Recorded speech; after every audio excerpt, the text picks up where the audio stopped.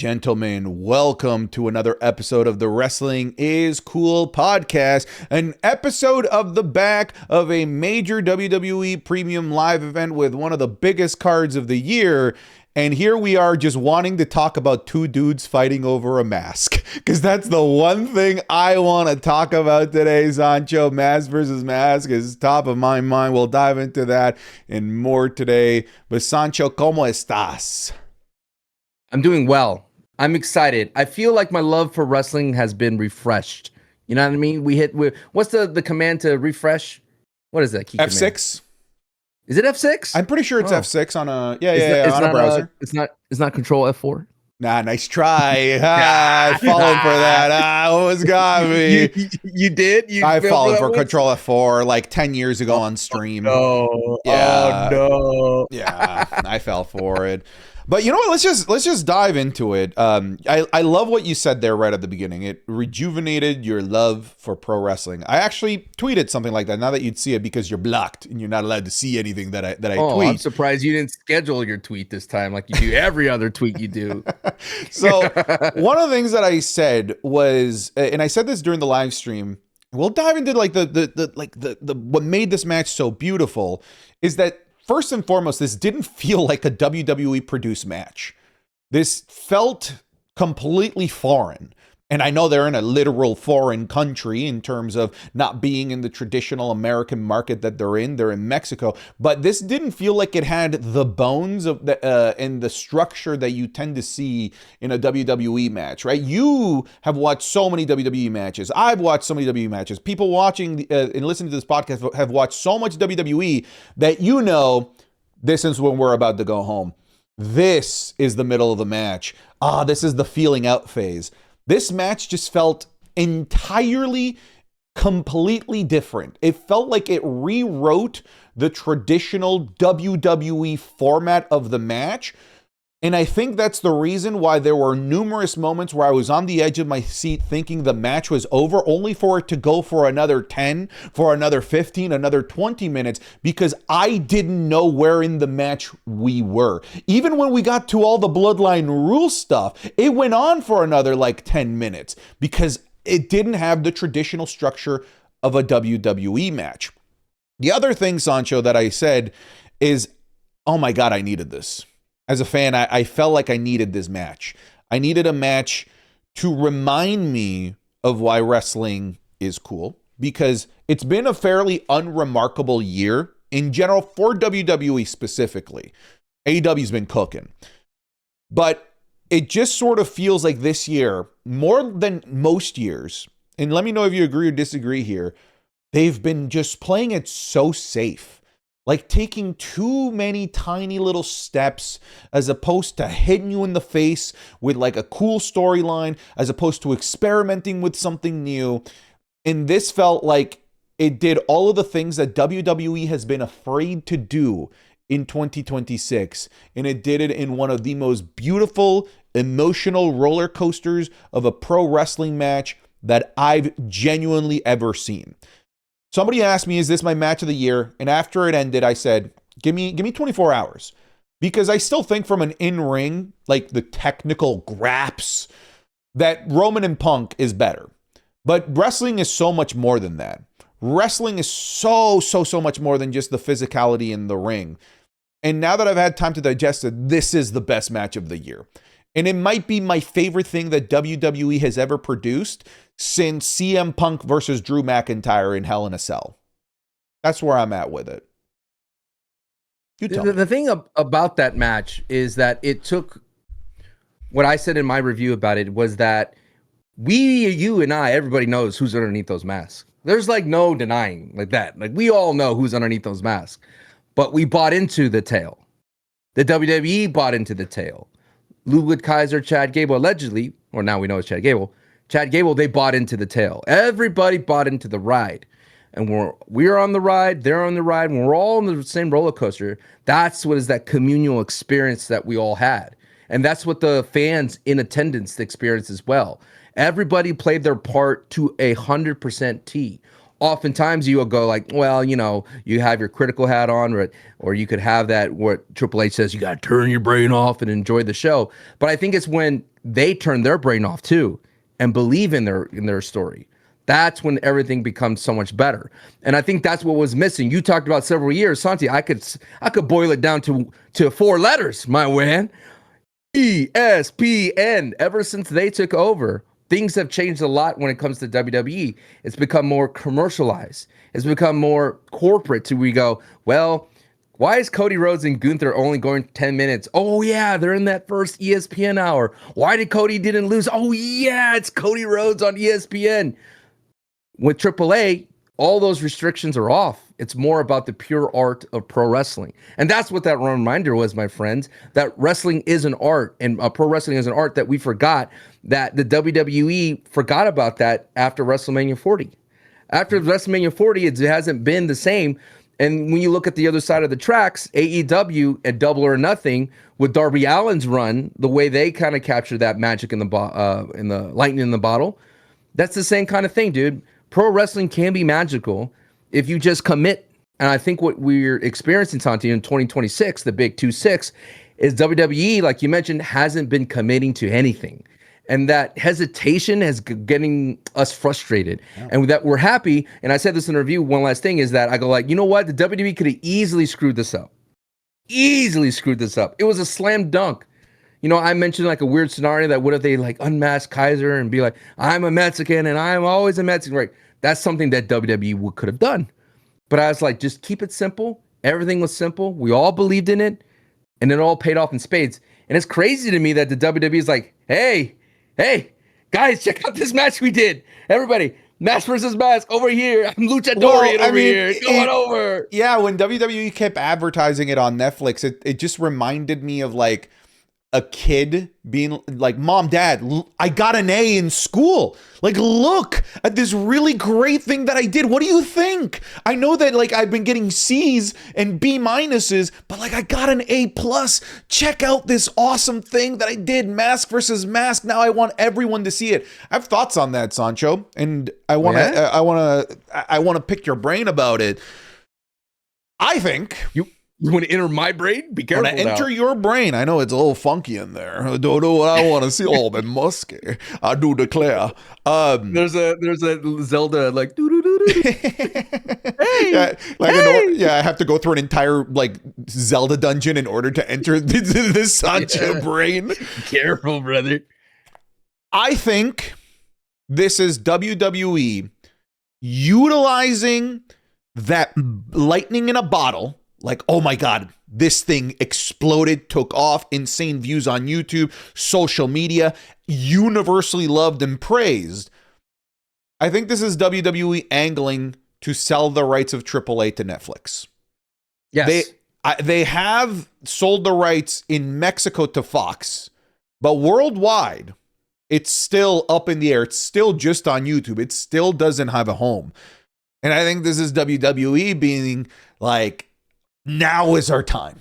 Now we press the button. Now we have the bullets in the chamber to go to Netflix and say, look at the worldwide mass appeal that we've been able to generate with AAA. You want it? Couple $100 million should certainly do it. And people might say you're exaggerating, not hundreds of millions of dollars. CW paid a couple $100 million for NXT, right? And we're talking about AAA, which has, I do declare, the potential to have more worldwide appeal than NXT, because it does feel like NXT has kind of cocooned itself to being like, we are developmental. Now we are not a third brand. We are developmental. AAA can be the third brand with a different flavor profile, with a different structure. Different sazon. Sazón, un poquito de salsa, un poquito de picante. That maybe Bésame mucho. I could see Netflix maybe jumping in on this, because Netflix is, remember, this is a massive company that has a tremendous foothold in Latin American households. And and Netflix. El Netflix, like my dad says. This gets you in the door presenting Latin American performers across Chile, Argentina, Colombia, all of Central America. This could be big. This actually could be a big way for WWE to I don't know what's the word that I'm looking for, to expand its wings. Yeah, expand its wings with AAA. Row. That's what I think this whole thing is. This whole, because they over-presented the mass versus mass match. They advertised it like 6 times. They had Kaiser come out. Sorry, El Grande Tall come out. The only El Grande Americano, I should say. Or just El Grande Americano. Unico. El Único. Yeah. Come out during commercial to basically advertise it. They showed like a 10-minute. They showed I showed like a 10-minute recap, spoiling the whole thing. Like, I know the whole thing after Netflix, but here's the whole thing in 10 minutes. And then the broadcast didn't end. I don't know if you noticed that. Like, it just went straight to it. Rolled right into it. Yeah, it just went right into it. It's not a different like banner on Netflix or anything like that. It's just the same broadcast. Yeah, I think they're going to take the numbers from this, all the social media numbers, and try and sell AAA to Netflix. It says, according to YouTube numbers, 1.8 million for the entire event for being on. And that wasn't even a long card. It was only a 2-hour card. Yeah. And, there's a lot of things that you could take away from this, Santi. One, Ludwig Kaiser, allegedly, and Chad Gable, mid-carders. And I've always said this for the longest time, is that the WWE has the talent. If they could just put their power behind them, they could exceed expectations. They could push a lot of things to the top. So this is why it's frustrating when you go back into when we were like a Saturday, like, and then you go to Clash, you're like, man, the air condition's all wrong. This is all wrong.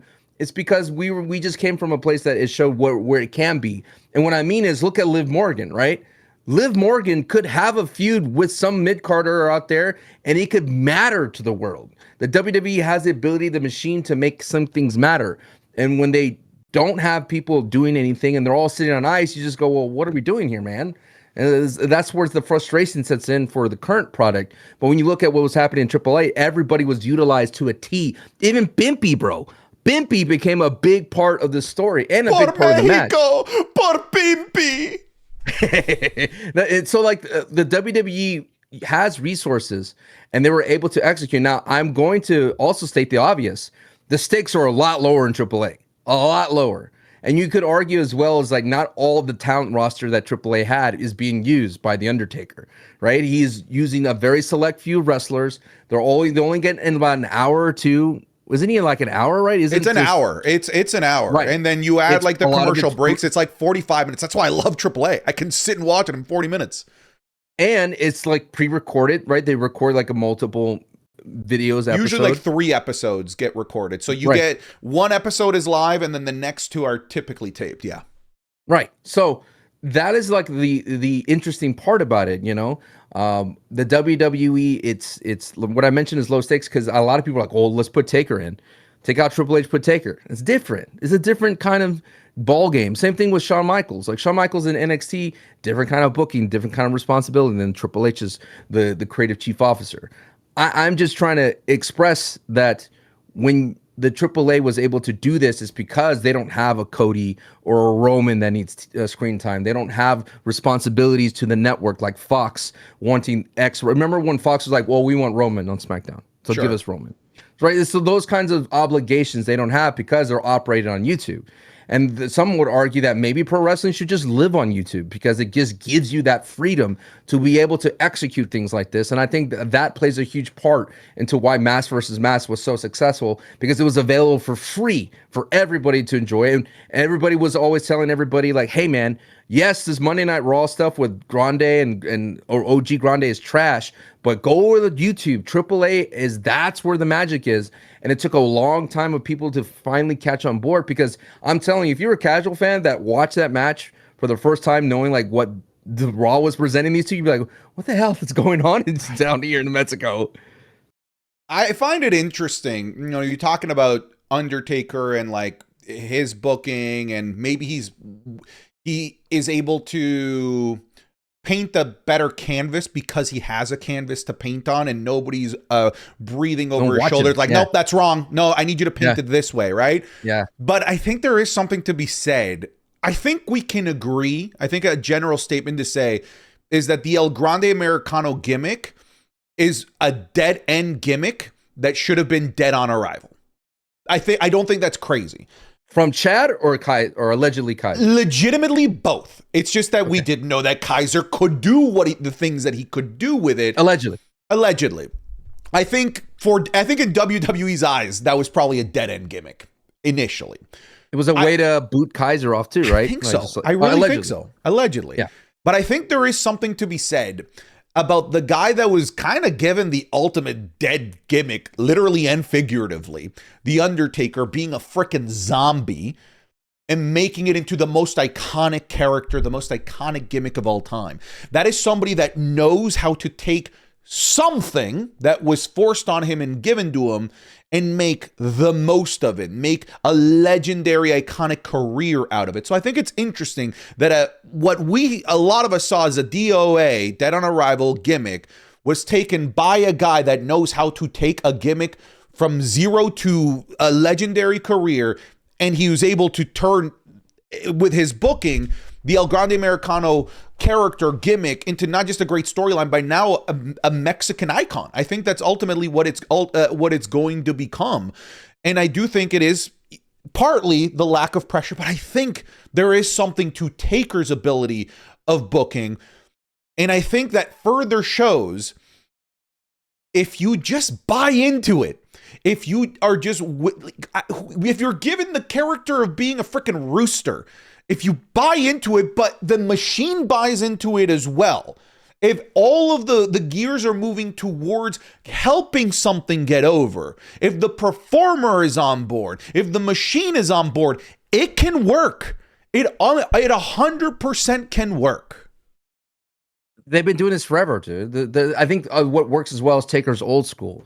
He's come from the same era of old school 70s, 80s booking. He's been part of that entire thing. He was probably studying underneath the tree of Vince McMahon as well. Vince knows how to make someone that legendary, the Taker. And for Grande Americano, you said it, Mexican icon. Dude, this thing could last for generations. Yep. Hijo del Grande Americano is inevitable.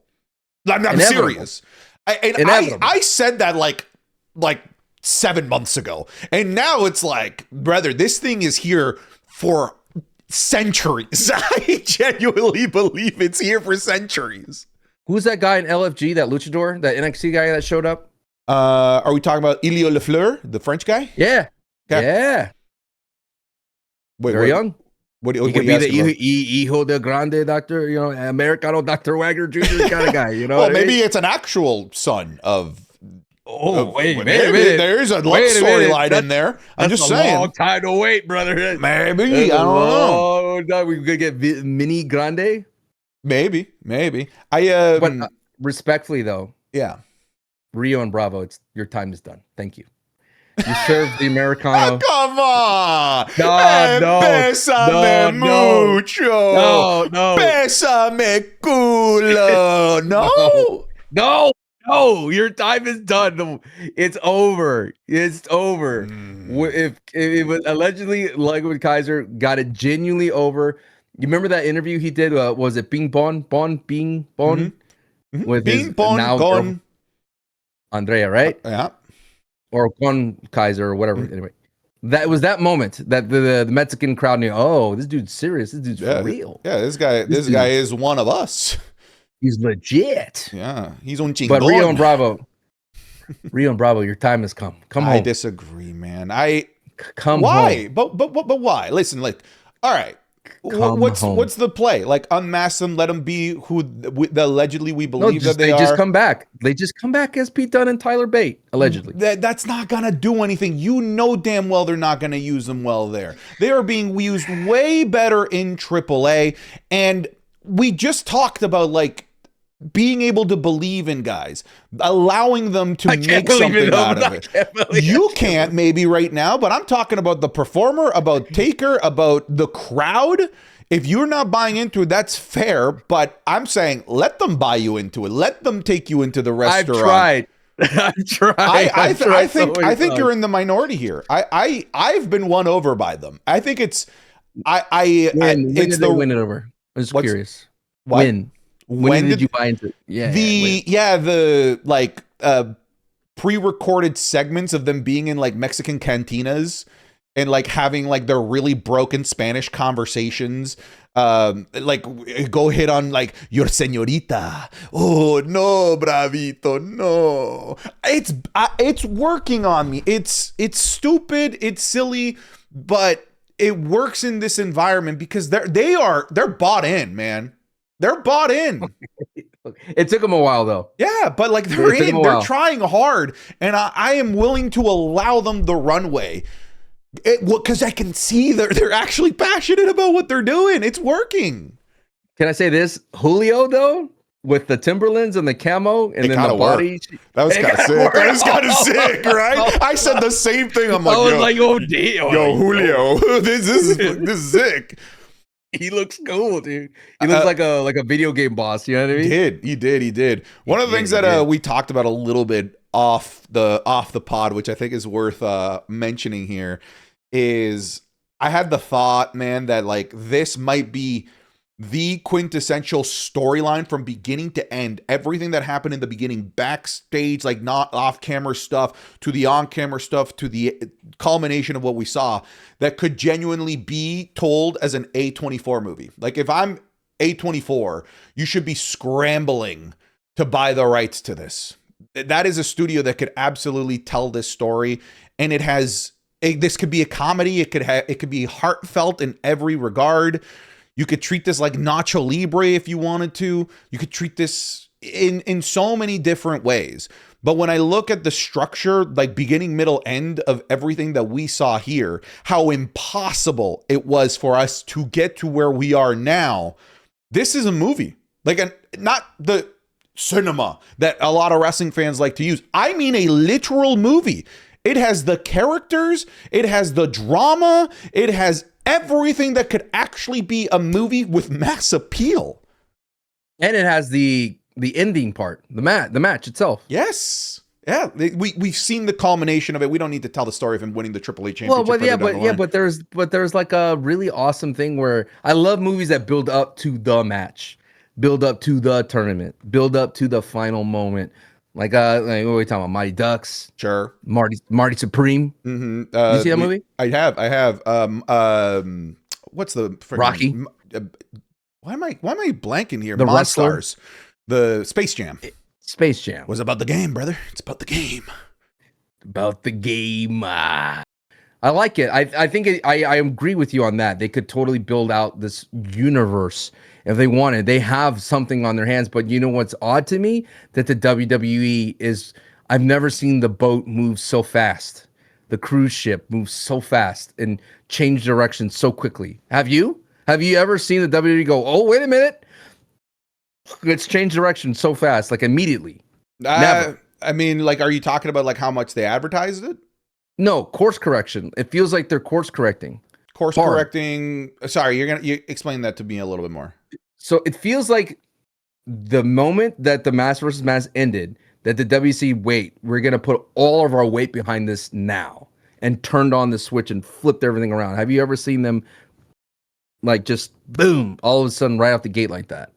Like it'd be as if Oba showed up and they're like, boom, he's becoming a champion the next day. That's what it feels like to me. Sure. Yeah. I mean, I think it's just WWE sees money. I don't. That's what I mean. Yeah. What's another moment where they seen money like let's go off. Let's run to let's off to the races, so to speak.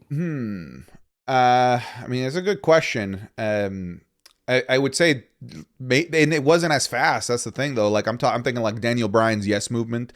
You know, like that was a big course correction. That took a long Yeah, time, that was a slow Weeks. build, but that was definitely a course correction in terms of where it was that they were planning on going. I maybe I'm not seeing the course correction that you're talking about, because this is just I think for me to see course correction, I need to see it on, like, from WWE. I need to see it on the main roster, and him appearing on commercial break doesn't particularly feel like a course correction. If anything, it feels like the status quo. Okay, question. We've been talking about Ludwig Kaiser allegedly. Can we talk about Chad Gable? Yeah, I feel like a lot of people forgot about Gable during this run because he was the bad guy. He played the heel. I would say this is probably Gable's masterpiece in performance. I mean, the entire time he was American made, yeah, he was an abusive heel and he was slimy and we all hated him beating up Otis and slapping him around, but he never got his comeuppance. Right, he did the Wyatt 16, got shot in the head by somebody at the Wyatt 6, but he never got his ultimate comeuppance, and we never experienced that. And I feel like even Chad Gable on the main roster, even as a babyface, never completed the mission. He was almost there, and then Sami Zayn would come in and take the thunder, right? Almost there, and someone else would take the thunder. Always happened with Chad Gable. But I think what was really cool was that this opportunity, Chad Gable was able to play out a story from the beginning all the way to the end. And he did it such a great way. And I think this match, for me, wouldn't have escalated itself into legendary status. Like, it was like a 5-star match for me, right? Like, oh, okay, 5-star, great match, loved it. But then the speech afterwards catapulted it to that top 10 of all time. Because it was that moment to where you said, like, Graps is Graps. You could have the best match. You could have the best flips and moves. You could do all that. But what makes pro wrestling is the entire presentation, the beginning, middle, and end. And it's rare to get a match to have such a beautiful ending where Chad Gable takes off his mask and he gives his great speeches like, I am still the original American Grande Americano. You know, I am the man behind the mask. At the end of the day, I'm more than just a mask. I'm a man. And then he said, I could beat luchadors. I've learned how to beat luchadors. I hate luchadors. But today I could not beat the Mexican spirit. Like, oh my God. Like, whoever wrote that for you, or that was you, Chad, kudos to you, dude. That stuff should be in a museum. That's like amazing work. Like, I would see I almost cried. Right? I almost cried. A plaque. Yeah. A plaque or something with it. And then at the same time, you have his family behind him. You see his son wearing his Chad Gable gear. Like, ah, damn, you know what I mean? His son's there. His daughter, who was there when she watched him, Lusa Gunther was there too. The whole family was there. And this dude's like just bleeding profusely. Like, Jesus Christ, like it's just bleeding. And it's like such a very powerful speech that he made. And then I like the Mexican tradition being woven in where he had to give his kayfabe name and where he was born. And I thought that was very awesome to have that reverence. So I felt the whole time like this is really cool because it could have easily gone from, oh, you still suck, Chad. American audience. I'm being American myself. We would have been like, what? What? You know what I mean? But instead, the Mexican audience gave this respect and they gave Chad respect and they say, thank you, Chad. So just to go back to the earlier argument from like months and months ago, this should have been at WrestleMania. It would have been nice, but it would have never rehabbed that same appreciation that it happened in front of that Mexican crowd because that Mexican crowd earned that match because they put that entire story over the entire time. So when that moment happened and Chad did all that, I was like, oh, this match went to top 10 for me. Of all time. Is that a bold thing to say? It's not of all bold. Time? It's not bold. Top 10 for you? Top 5? Top 3? Top 2? Top 4? I mean, it's my top match of the year. I have to. I can't really answer that question just like on the whim. Sure you can. No, sure you can. No. What do you need? You need a who's gonna dethrone Ray Phoenix down at AAA YouTube video? I hate that I have to add him now to that video. By the way, I have to add the War Raiders too. It's so freaking annoying. Yeah, you do. No, man. I need to. I mean, it's not that I take my list seriously or anything like that, but like if somebody asks me that, and I do want to think of, for me, my best matches are the ones that like have made me feel something, right? Have left like a lasting. It's kind of cheesy, but like a here in el corazón, here? In el corazón, or here. Oh, and the balls too sometimes. No, I'm doing my belly. What's wrong with you? Jesus. Yeah, like all of my favorite matches have made me feel like something, right? So many of my favorite matches have left me teary-eyed. And this is one of those that left me teary-eyed. So I do think it's somewhere in there, but like I don't know that it leaves me, you know, in like, does it have the same emotional impact that like I have, for example, for Triple H versus Shawn Michaels? I was a kid. That was like the first time I ever saw like a big cinematic friend versus friend betrayal, crazy match, crazy ending. So there's stuff like that that I have to think about, but I do think it is one of those matches that made me feel the most. Like, absolutely, like from beginning to end, everything that they did with Ojitos, with Pimpi, even when Los Americanos were out there like brawling, the entrances, bro, I was like on the verge of tears during El Grande Americano's entrance. I think is like one of the greatest entrances that I've seen of all time. And it was so simple. It didn't need the, Triple H coming down in his giant motorcycle with being a robot, the 50,000 Cenas. It didn't need any of that. It was just Mexican culture being celebrated. You still love Rusev in the tank. Okay, yeah, all right. Okay, but that's a freaking tank, bro. That's a freaking tank, all right?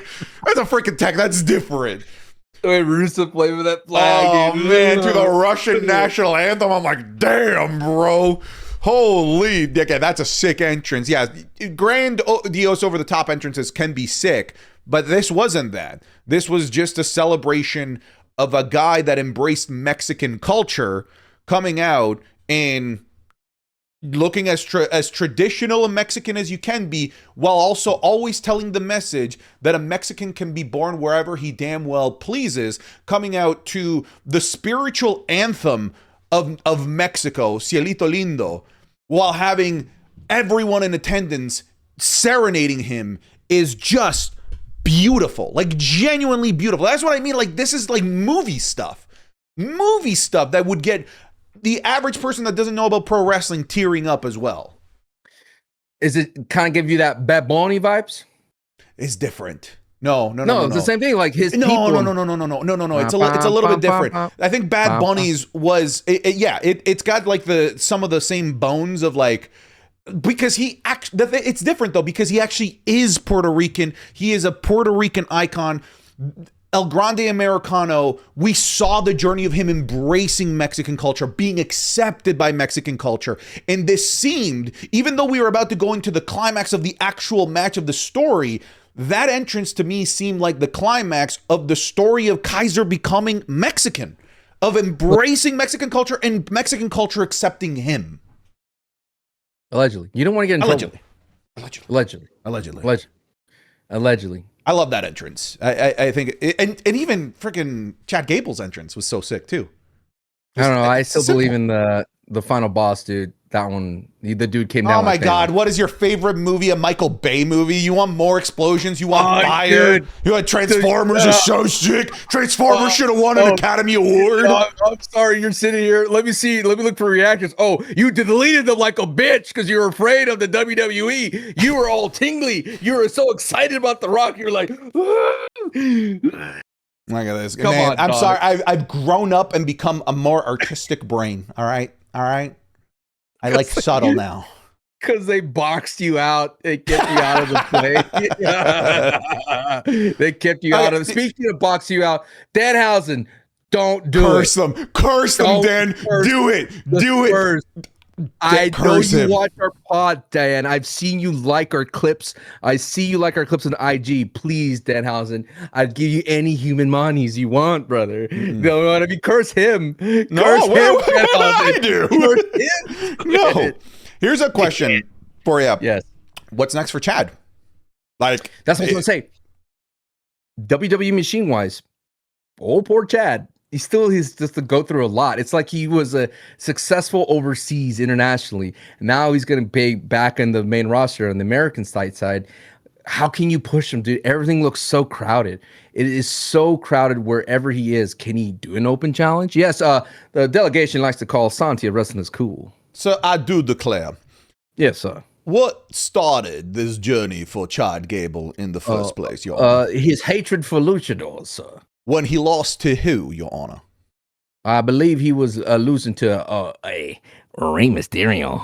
And before that, on the Netflix debut. Was it Dragon Lee? God damn it, it's Penta. He lost to Penta. That's what... God, dude, fucking you suck. He lost to Penta. That's what started this spiral of hating luchadors. That's what started the I need to learn the arts of lucha libre. That's what led to El Grande Americano. Was it Sin Cara? Was it Kalisto?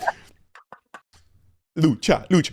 And now we have a Chad Gable that has, I think, finished his story in terms of learning the arts of lucha libre. And he even said it as much in that speech. He brought it full circle. Yes, he did. What's the title that he's been chasing for so long? You're just gonna get it wrong on purpose. The IC title. The IC title. And my friend, it doesn't get more perfect. The guy that he lost to that started this journey, the title he's been chasing for so long is being held by that guy that started this journey. If I'm making this story, if I'm ending it, if I'm allowing Chad Gable to get his time in the sun, he beats Penta at SummerSlam in Minnesota. Which is where he's born. Come on. But aren't you a cutie pie? Oh, look at you. I'm aware that this is pie in the sky for WWE. If WWE gets their way, it's going to be Penta versus Ryan Gosling or something. All right. I'm aware of how WWE operates. Oh, you're like that. You know those little cartoons of the kid with the big hat with the big lollipop? Yep. But that is what you do if you want to continue the Chad Gable story and give him his flowers that he has honestly earned. Yes, of course. But will they do that? Like, do I have confidence that they're gonna do that? Like, I have no confidence at all. I'm just pointing out the obvious, awesome next step for Chad Gable that's right there. But that's the issue, though, when you think about it, it's because now you're gonna have to assume that everybody else went on that ride with Chad Gable.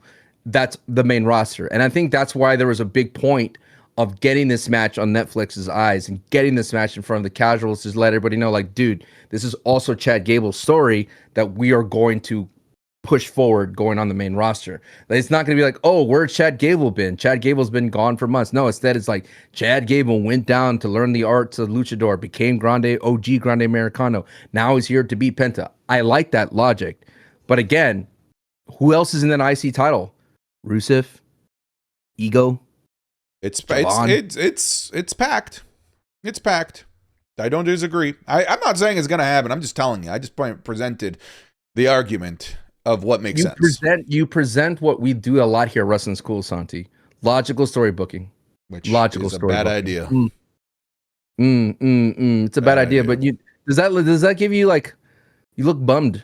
Like, it's like becoming slowly, you're realizing, like, that cannot be. I mean, we see it with, like, WWE's super safe, moving an inch every month storytelling. That's a hot start for Gable. 100%. I agree. But, like, listen, you and I called it a mile away. Clash in Italy. Like, yeah, guys, that card's insane. But, like, it's just a precursor to other things. Like, that's what this card is.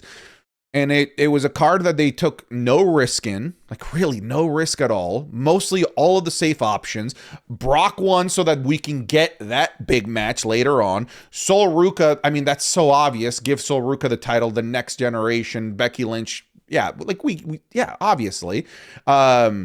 They made the right choice there. Don't get me wrong. I want to give them their credit there.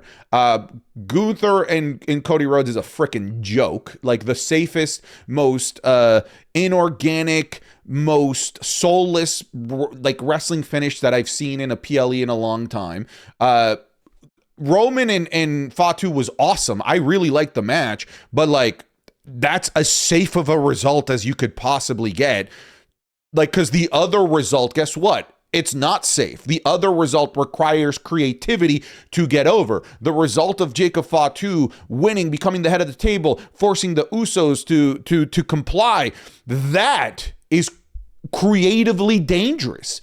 But that's what makes it intriguing and fun and makes me tune into the next week, because like I don't know what your next step is when we're in uncharted territory like this. But now that it's Roman winning, he gets Fatu to fall in line. I can tell you exactly what this freaking storyline is going to be for the next 4 months. Jay and Fatu are going to be beefing for a while. Roman's going to be trying to keeping them together. He's going to try and bring in Jacob Fatu. Jacob Fatu is going to be like, Jacob, is this really where you want to be, Jacob? Talking about Solo? Sorry, yeah. Solo says that to Jacob. I can see it, dude. It's so formulaic. It's so simple. It's the same. It's an assembly line. It's an assembly line when we could have, try to build a new car from the ground up and see if maybe it sticks. Oh, look at you again, Mr. Lollipop Guild. Oh, you're so cute, Auntie. Again, when was the WWE most successful? In 1993. Oh, okay. When were they successful in the 2020s? Who was running the table? Vince McMahon in 2020. Who was at the head of the table? Braun Strowman. No, he eats everything off the menu. Little taste of your own medicine. Anyways. Oh yeah, but I have fun with it. I yes and your games. You know what I mean? I'm having fun because guess who took 1 hour off the SmackDown? Braun Strowman did. He couldn't do it. He's so damn. That show's too big. Too big. People love to see people eat, dude. Would you ever do that? Would you ever? What can you mukbang? I'm not a mukbanger. I'm not a. If you had to mukbang something, what could you mukbang? Pasta. Like pasta. I can house some pasta. Give me your pasta. Like what's on the table? I like a good carbonara. I like a good spaghetti and meatballs is good. Okay. I like a good seafood tagliatelle is not bad. Wait, what? Seafood tagliatelle. Okay. You said tagliatelle first. I don't think they said that. Yes, you did. Don't think I did. No. Danhausen cursed Spurs. You are cursed. He said, though, if they give him courtside seats, he will keep the curse going. So he didn't like officially curse the Spurs. He's just keeping the curse that was originally set going. I mean, like, dude, those courtside seats are going for a $250,000. $250,000 at the Garden, bro. That's crazy that those courtside seats are like nosebleeds at Clash in Italy. Dude, speaking of Clash, I enjoyed that arena. That arena looks sick. It's cool. The big stairs and everything, and then the lighting. It felt really cool, man. I think if you're an Italian, I think you'd be happy with the show that you got.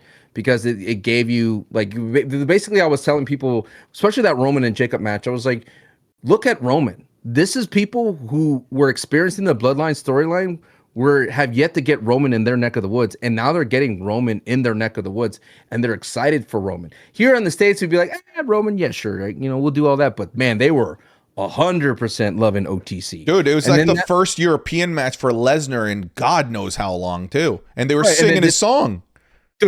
Dude, right? It made it all special. The thing about Roman, I was like, the difference between the match at Backlash and at Clash was at Backlash, it was Jacob Fatu running the yard. He was beating down Roman, and Roman was trying to figure out how to get around. And now, this match, it was Roman-led. And it could be contributing to maybe Jacob was hurt, allegedly, not hurt, who knows, in the house show before.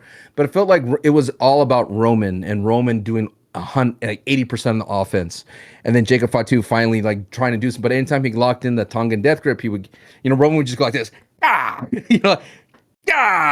stop it, no. For audio listeners, you're missing the throw-tussy grabbing of the Tongan death grip from Santos. But I think that's what it is when it comes to Clash. It was a lot of repetitive matches that we saw for Mania being rebrought again, remastered, so to speak, but at different results most of the time, like with Brock Lesnar. But I still think it was an enjoyable experience to watch. But if Mass Noche de los Grandes didn't exist, I would probably enjoy Clash a little bit more. Yeah. But it was just so hard to follow up. I was like, whatever happens. And then when the first hour was on ESPN and Cody Gunther started off, I was like, okay, they're doing some good wrestling. This is interesting. I'm engaged. They're 50-50 offense. And then I think you mentioned in your review on Patreon is like, Cody hit his crossroads pretty early. And then I remembered, I was like, oh, damn, that's right. They're on ESPN, man. And why wouldn't you just put Brock and Oba back on ESPN again? I agree. It was a short match anyway. Just put them on that and then keep Cody Gunther on the premium. We suggested that, right? Like, hey, like the ESPN crowd has seen part one. Let them continue here and get part two. One of the things that I went into detail in that Patreon review is, look, I think in essence, Cody versus Gunther as a match, like it was a solid 50-50 match for what we got, like when they were doing their thing. Okay, and if you want to finish a match in like he didn't really lose, I still think that that's a lazy way to end a match. It's also very lazy narrative for like me as a fan, like I'm not excited about Gunther's chase for the championship and his next promo being about how his foot was under the rope. That's not particularly interesting or engaging. It's not going to get me like super excited to tune in, but I'm a wrestling fan. I get it. They do those things from time to time. You know who wouldn't get that? The ESPN crowd. The ESPN crowd, you're doing a finish that is going to be strictly understood by those that know WWE enough to know this trope and to understand that rule.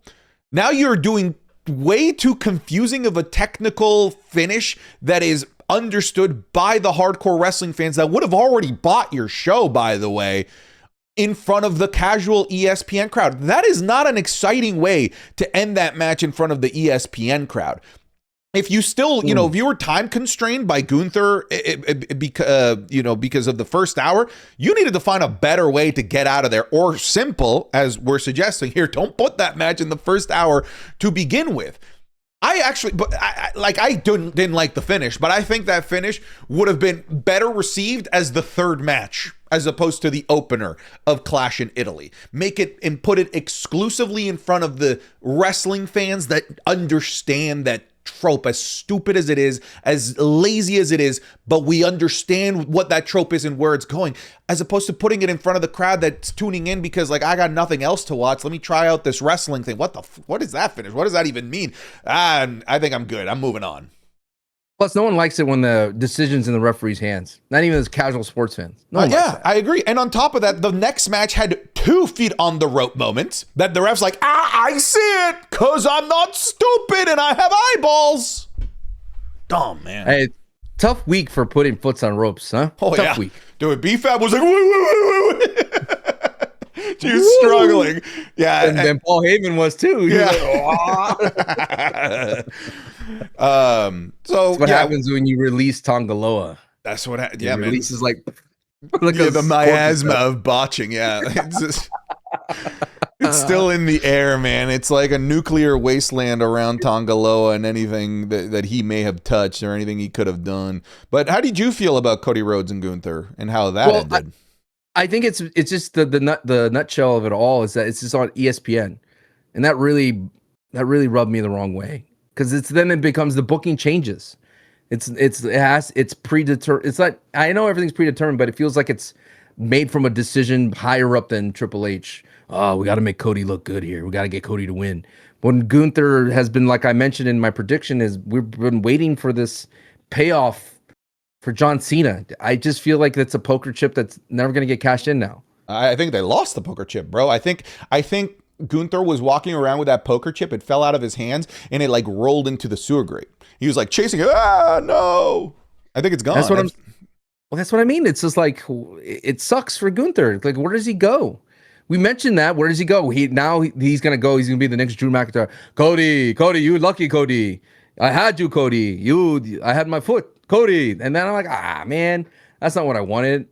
I wanted more of the Gunther that says like, I topped you out, John. And dude, that promo that he made, I felt was the nail in the coffin, when the final nail in there, when he was like, I tapped out your role model, John. I tapped out AJ Styles, and I'm gonna tap you out and choke you out and drop you like a wet towel. I was like, oh damn, this is serious. When Gunther says, I promise I'm going to do that, he makes sure his promise happened. And when that didn't happen, I was like, oh, damn, man. You power leveled him down. It's true.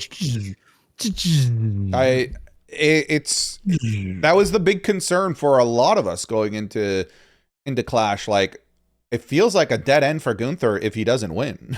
Do you feel that Cody could have cheated to win? It wouldn't be the first time, right? Put his foot on the ropes? Sorry, what? If he put his foot on this rope, if he sure. I mean, it could also be like Gunther introduces a chair and Cody's the one that he uses it. They've done that with the Kevin Owens feud. And we've seen, and part of the narrative of Cody Rhodes over the last couple months is that he is taking advantage of situations when they're put in front of him, like he did with Sami Zayn and all that stuff. That's been part of the narrative with Sami Zayn. That would have been great for Sami Zayn to be like, so much for the golden boy, right? Needing to cheat against Gunther. See, I would never do that. I beat Gunther at WrestleMania 40. You see this man right here? I beat Gunther clean without needing to cheat at WrestleMania 40. What do you think about that, Johnny? Sancho's doing his best Johnny Gargano impression at the moment. I think it was Gargano it over here. It's a bad finish. It's a bad finish for wrestling fans. It's a double bad finish for the casual sports fan tuning in on ESPN. But you know what was a damn good match, and I'm finally proven right, like Bret Hart. Jade Cargill and Rhea Ripley, baby, with another banger. Okay, question though. Why didn't this struggle on ESPN? I don't know. I truly don't know. I think it's just because it was less about... I think, good point. I think what was interesting was I predicted Charlotte would be the reason why Rhea lost. But they turned it on its head, and Charlotte was the reason why Rhea won, even though there was the botch with BFAB, and I was like, it happens. They were like a little far away, but I feel that with Jade Cargill, it's just more of the proof in the pudding that give her more matches with the people who are top tier talent, she gets better. And that's what you want to see in your investment, right, Sandra? You want to see some little bit of return on that. You want to see a little bit like, okay, this is working. And I think after that match with Jade, I was like, okay, she can go with the Charlotte. She could have a solid match with Charlotte if it gets there. She could have a solid triple threat. But I loved it from bell to bell because it felt like I was watching a wrestler get better. And that was my experience with it. I wasn't more about can Jade beat Rhea or Rhea can beat Jade. It was just like, I'm watching Jade take the next step in her wrestling career. Yeah. She was picking that chainmail too. Yeah, I mean, it's also further, reminder that you need to question WWE when they don't feature their champions. Like, why did we go that 100 days, which, by the way, wonderful transition over to Liv Morgan here in a second. Why let her go 100 days without having anything of substance, without any real matches, without any real storylines? And you know what happened once they put a storyline and a match in front of Jade Cargill after those 100 days of not defending the championship? Jordynne Grace. And guess what? That match rocked. And then they put Rhea Ripley at WrestleMania. That match rocked. Rhea Ripley again. That match rocked. Feature Jade Cargill. Let her have matches. She can clearly go. She has clearly improved. There's no reason to be hiding her. You could absolutely be having this, which, once again, to Liv Morgan, you could have those smaller feuds and make it work, like she did with Jordynne Grace. There's no reason why your champions, who are, I guess, supposed to be on paper some of your best performers, right? Because they're champions, right? There's no reason to be keeping them off screen like that. No one in this right now in WWE as a fan is buying into the idea of scarcity sells. No, it maybe with some names here or there, maybe with like a Rock or something, maybe even with a Roman Reigns, but I think he's selling more being there every single week. Scarcity doesn't get us excited to see them come back. What gets us excited to see them come back is good storytelling, good matches, intriguing feuds, like she has here with Charlotte Flair, with Rhea Ripley. This is far and away the most excited I've ever been for Jade Cargill. And it's not that they've done anything out of the ordinary. It's just storylines. It's just feuds. It's just letting her have matches. It's just basically, Sancho, letting her do her job. And it's, wow, shocker. She can be good at it. Did you feel like she felt like a Roman statue come to life? Kind of. When she walked by those columns, right? Dude, she's so jacked, bro. I think she might have the quintessential perfect silhouette of a human being. You know what I mean? It's just muscles protruding. I need that freaking ab routine she's got, brother. Her abs are as big as my face. Awesome. You just got to put some oil on them. No, I know you oiled up in private. Yeah, you do. No, I didn't. Yeah, you do. A practice oil? I need to make sure I get this right. I know babe, is this good? Is this a good oil? Are you gonna oil up for your wedding night? No. Yes, you are. No. Yes, you are. Yeah, you are. Might lube up. Okay. That's where see, like we were doing just fine. We were doing just fine. Then they could go, Daddy, what does it mean, lube up, yeah? I don't know why it turns out to Carl Weezer. Oh my god, I don't know yet. We'll leave it at that. What I do know is you were too harsh on Rey Mysterio. I'm going to jump back to that. No. Yes, no, you were. I was not. Yes, you were. I have to defend the commentator, all right? The caster in me has to defend. You think that a caster, a commentator, could go rogue and be the only one talking?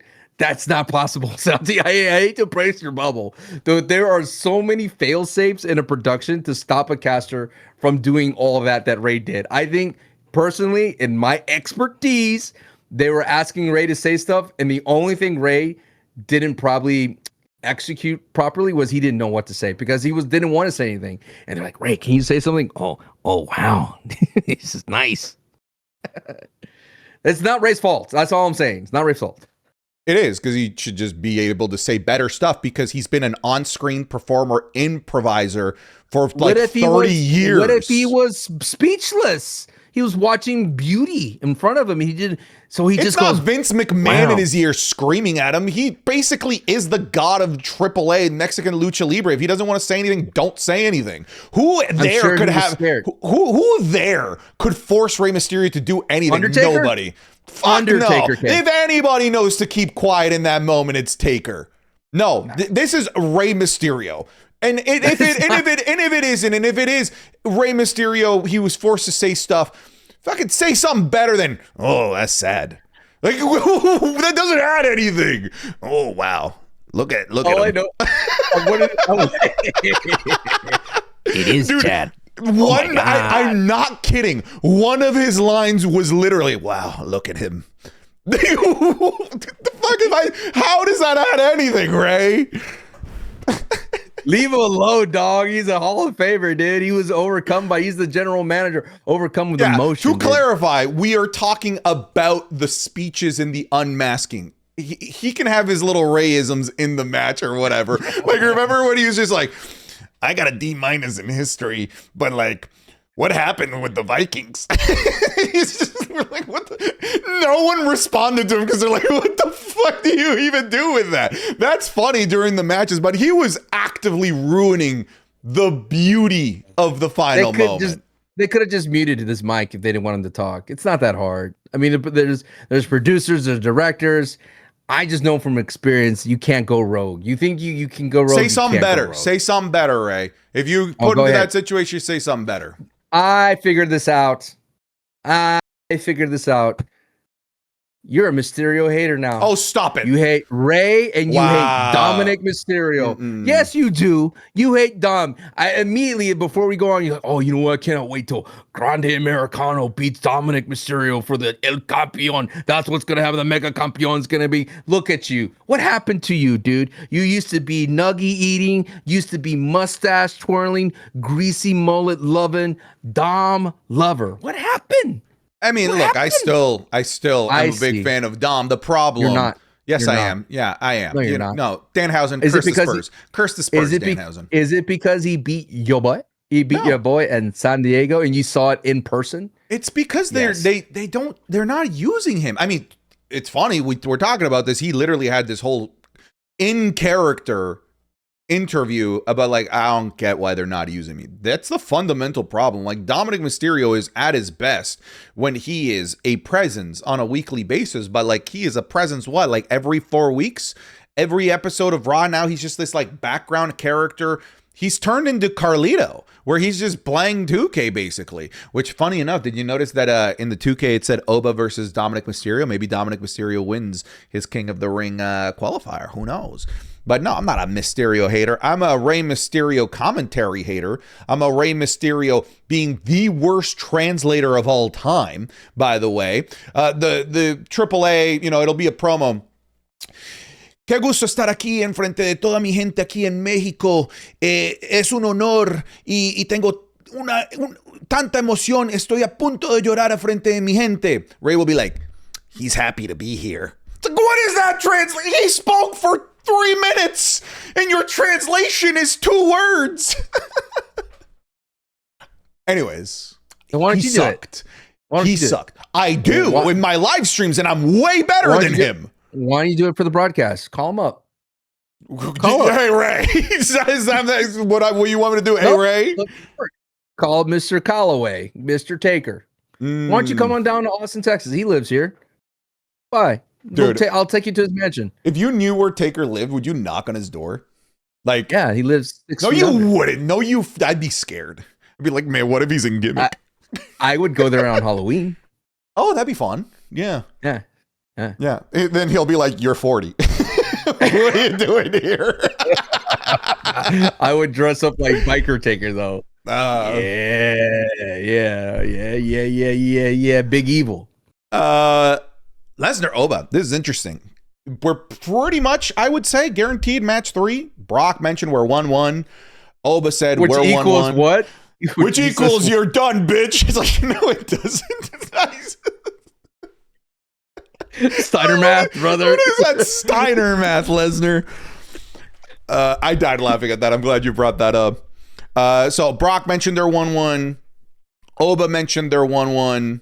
I liked Oba's promo on Raw, by the way. You asked me what happens when Oba Femi gets his ass kicked. Well, here I am. I'm still standing. I'm still winning matches, and I'll see you somewhere down the line. Pretty cool stuff.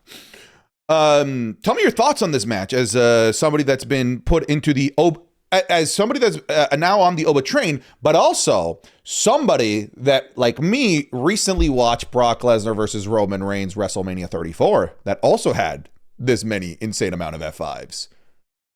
True. And it's so interesting because there are mirror matches, right? Like pretty identical.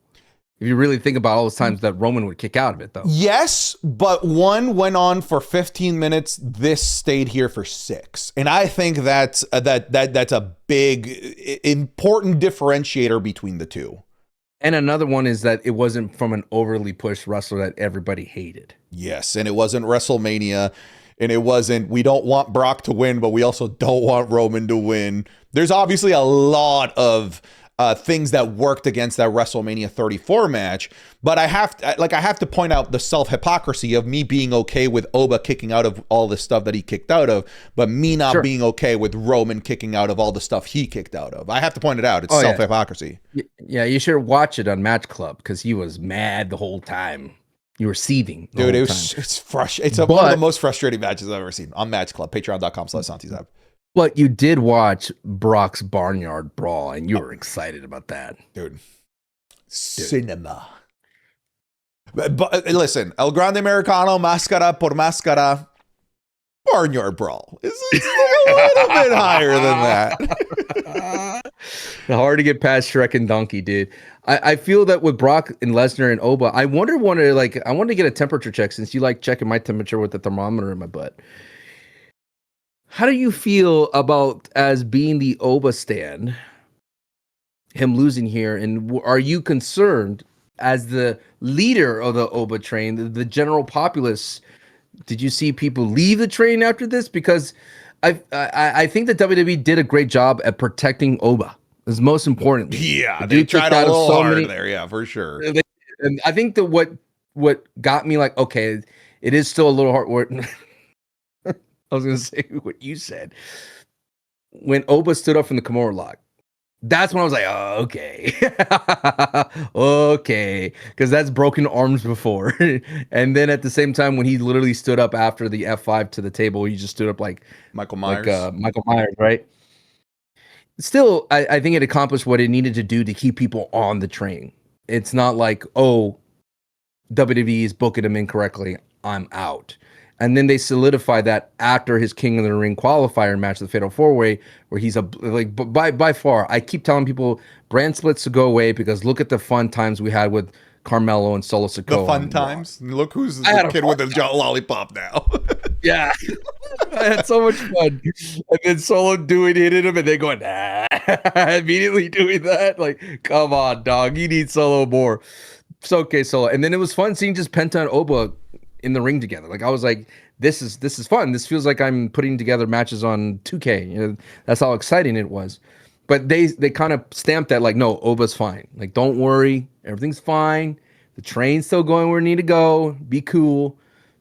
But I think like the match itself felt I don't know. I didn't see it as like a burial for Oba Femi because I knew if he didn't if he wasn't in the King of the Ring, I would go, oh, okay, he's gonna be Brock at like SummerSlam, like it's a guaranteed now.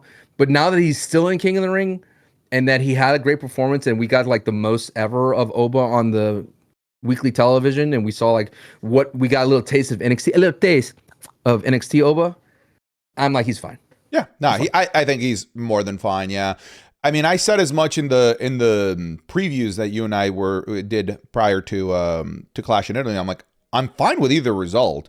What matters is the end. At the end of the day, like what matters is do the third match. And you had brought in some. You were trying to potentially add some sand to the fire. Like, what if Gunther wins? And then they end up going down the path of Gunther Brock Lesnar. That's out the table, bro. Gunther's a joke. Gunther's a freaking joke now. He is not going after Brock Lesnar. I think we can safely say that ain't happening at all whatsoever. He would not feel as anywhere near as much of a threat as Oba Femi to Brock Lesnar. Oba and Brock guaranteed to be happening, so I'm fine with it. That's simple as that. Like, we're getting it? Great. Do it at SummerSlam. You know what? This is big enough to headline night one. It is. It is just as simple as that. It's big enough to headline night one. There is, the big question of how do we get there? Because there stuff has to happen. Like, big things need to happen to get there at all, right? So we have the King of the Ring tournament. Oba won round one. He could win the whole thing, but then to get Oba versus Brock at SummerSlam, what needs to happen? Brock somehow needs to win the WWE or World Heavyweight Championship somewhere along the way. That is a big ask. He's not killing Roman's bloodline. There's no way. No. And I don't see him going after Cody Rhodes anytime soon. The alternative path also requires something big to happen, which is Oba to lose the King of the Ring, which I would assume would require Lesnar getting involved. And if we're going to do that in the semifinal if it happens to be against Braun Breaker. Not in the final. Yes. Not in the final. Don't help the King of the Ring win via shenanigans. Do this in the semifinal so Braun Breaker goes to the final to win on his own, right? But then, as you mentioned there, the Paul Heyman piece is there.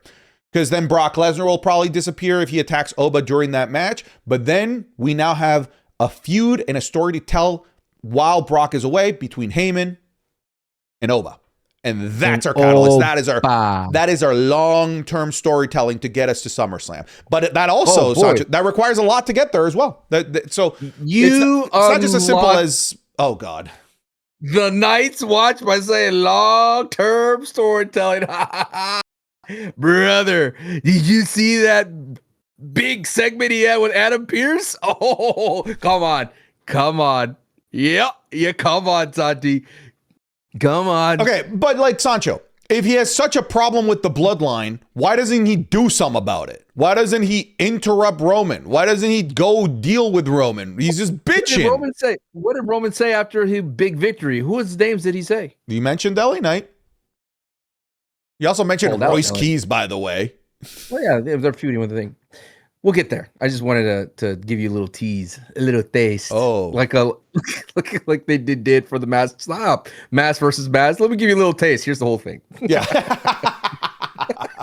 I love how Corey after that is just like, I swear the match is way better and this doesn't do it justice. Please stick around. I'm sure Corey's like, oh, what the fuck? They're showing the whole thing.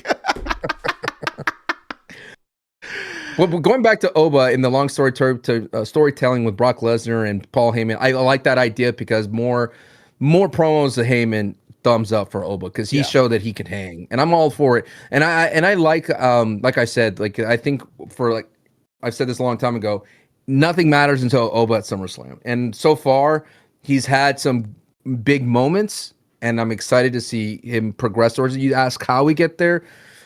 What if he wins King of the Ring, goes, I don't want a title shot, I want Lesnar? No, you can't do that.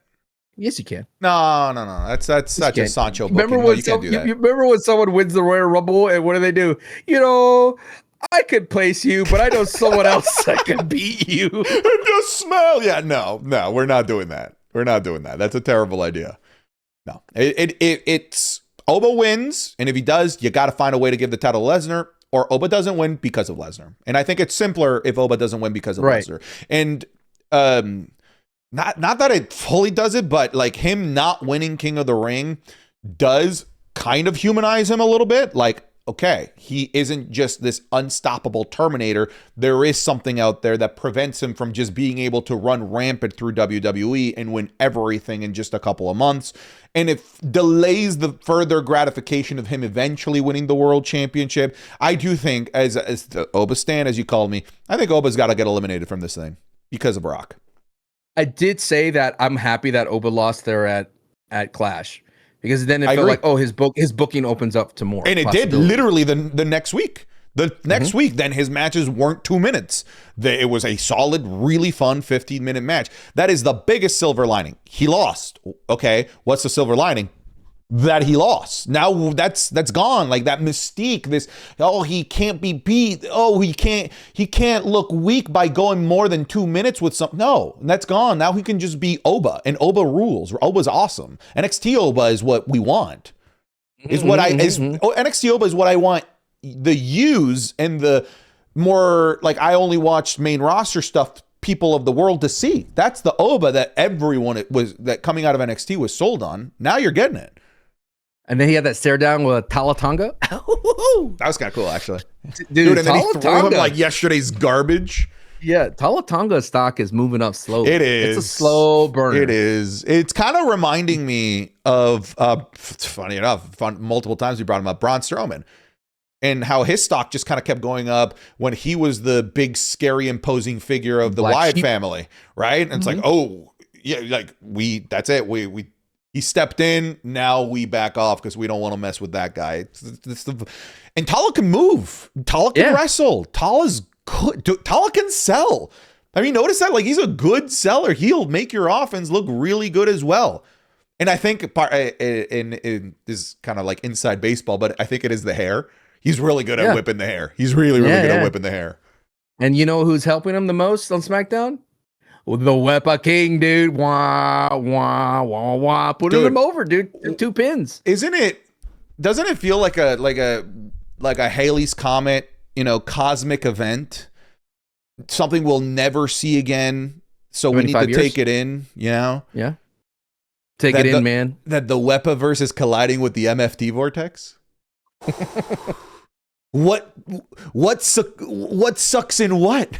Like what happens when who's doing the sucking? I know. Yeah, like I've always wondered that, like are you doing the sucking? Am I doing the sucking? Like is it somehow like a physics problem where like a positive and a negative or a negative and negative equals a sucking? The trick is as one sucks, the other one sucks as well. It is double sucking, which means that no one is sucking.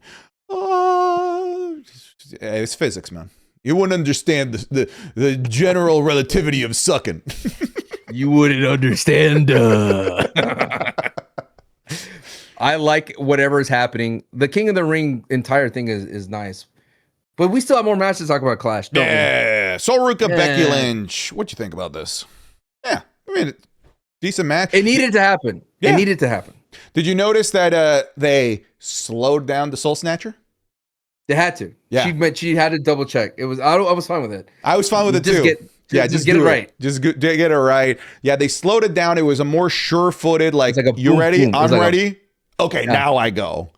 They need to do like a Mortal Kombat thing when they're behind her, like, finish her. Yeah. She soul snatches them, actually takes her soul. Give me your soul. Boom, boom, boom. What would you be your friendship? Friendship. Yeah. For those that don't know, instead of like ripping somebody's guts, you do something nice for them, and that's how you win the Mortal Kombat match. Yeah. Like Sub-Zero gave him made of ice cream. Yeah. That was his friendship. Give you like a free month to our Patreon. Oh, wow. Dude, I don't know if you picked up on it. I accidentally made the Clash in Italy review free. You did? You idiot. Something. It's like your only thing you do on Patreon that like exclusively is yours is your pay-per-view PLE reviews. It's like our biggest. First of all, it got so many views. Oh, I bet it did. Our biggest earner, our like workhorse stable. I noticed after a couple hours. You know, it wasn't like great. I did change Great. it. I did change it. Great. A little tease. I noticed because somebody in the comments was just like, wow, this is nice that it's free. I'm like, whoa. Yeah, I'm glad that the mouse didn't notice. Oh, wait a minute, pal. Oh, this is not transformative. No, that if there is a transformative piece of content, it's that one. Oh, I start every single one like, hey, we're gonna transformatively review.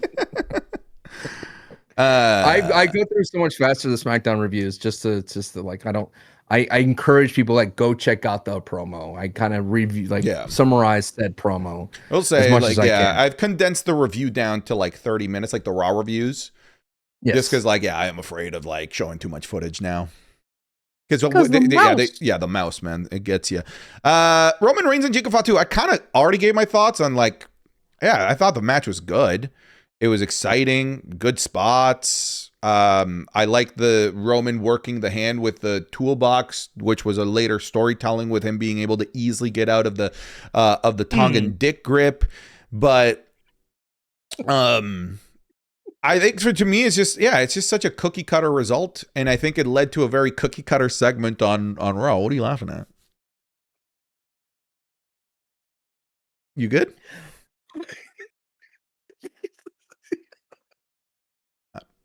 Not sure why Sancho's laughing here, ladies and gentlemen. You good? Wait, dude. I can't wait to like you're interviewing Roman, Jay, or Jimmy.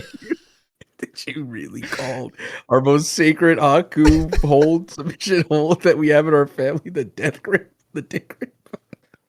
If I ever do it, I'll like throw it in like mid interview and just see like if they pick up on it. Tongue and dick grip. Oh. Some people got to pay for that, dude. I'm easy to find and hard. Bit it.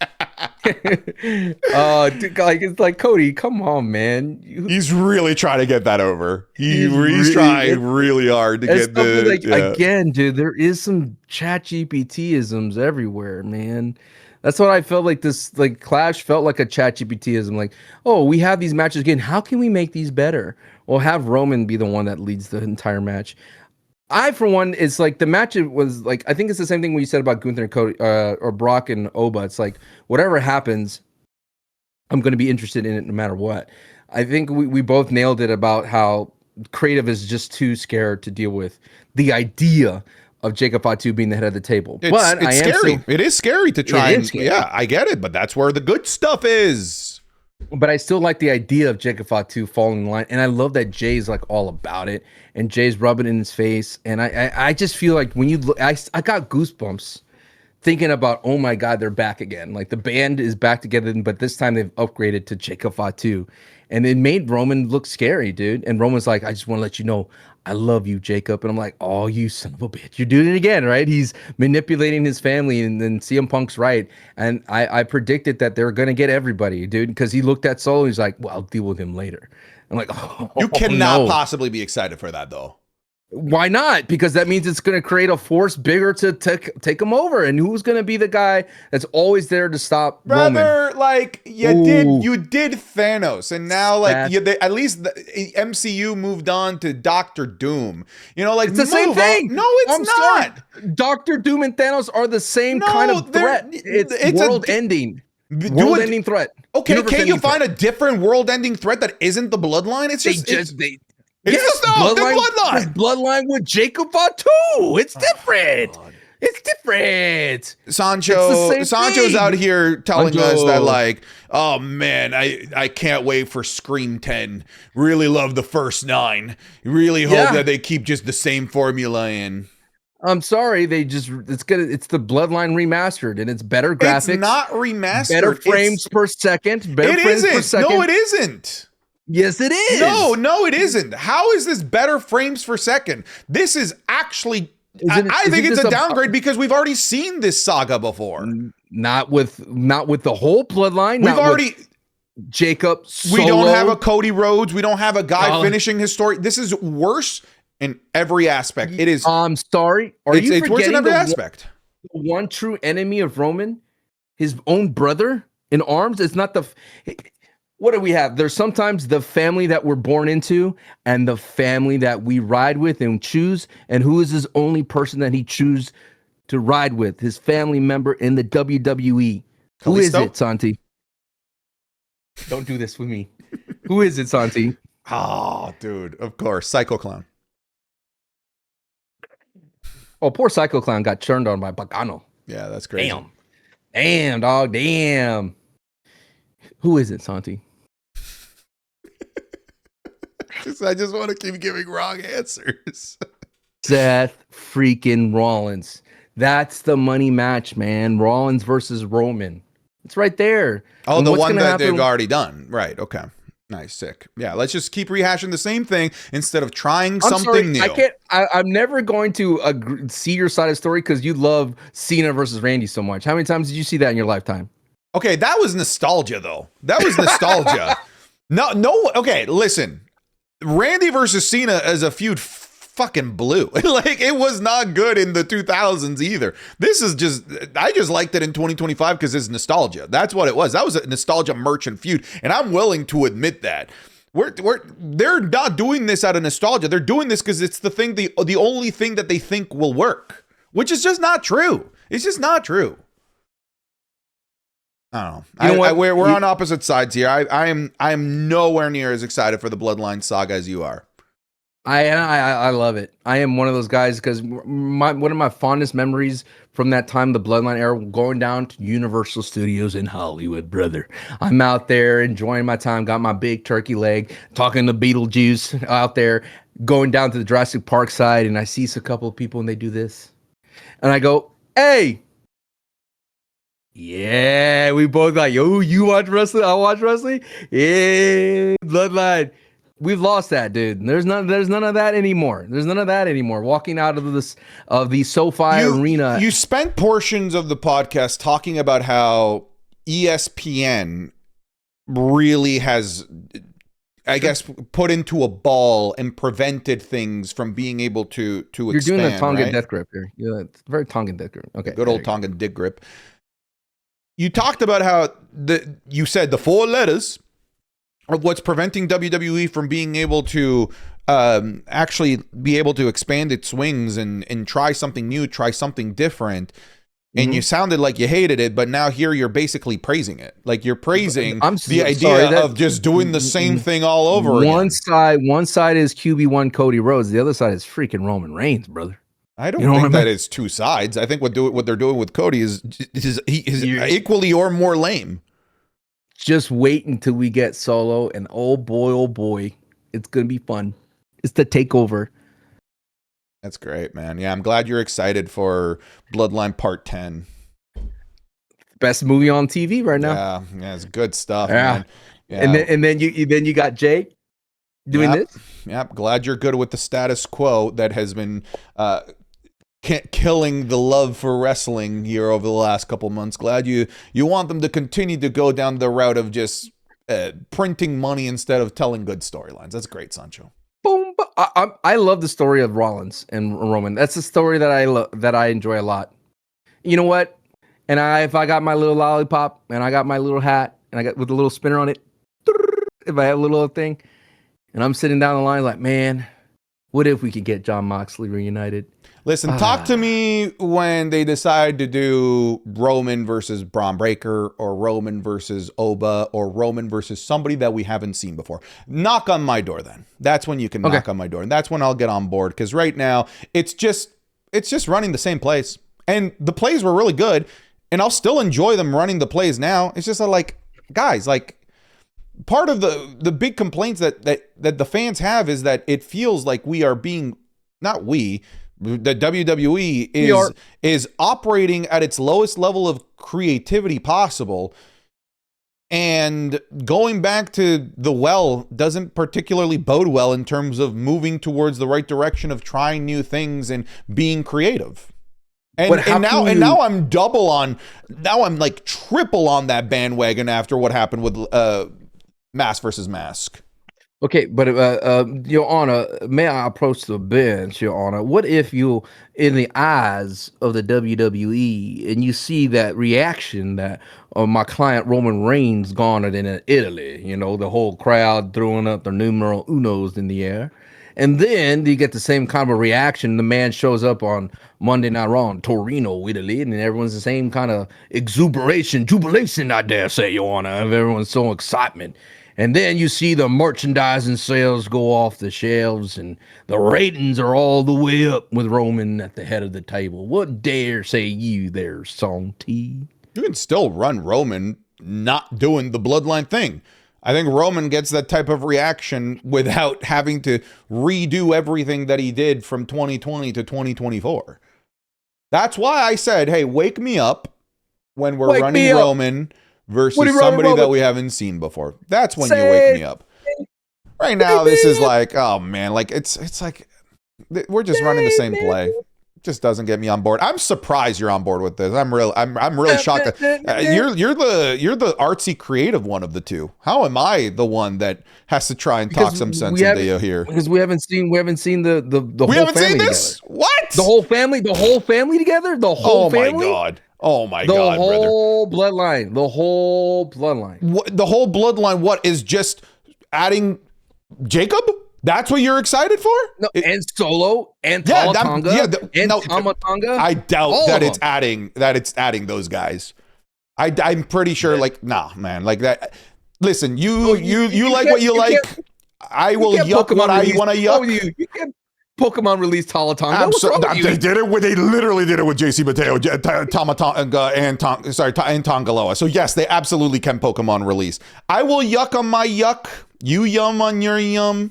We're not gonna come to an agreement here. Santi. I think what they're doing is lazy. I think what they're doing here is lazy. Yum on my yum, Santi. Yum on my yum. No, buddy. Come on. You have to pay for that. Don't yuck on my yum. Come yum on my yum. Come on. King and Queen of the Ring. We've already kind of talked about this, but the big question mark here is, brother. You have a bracket?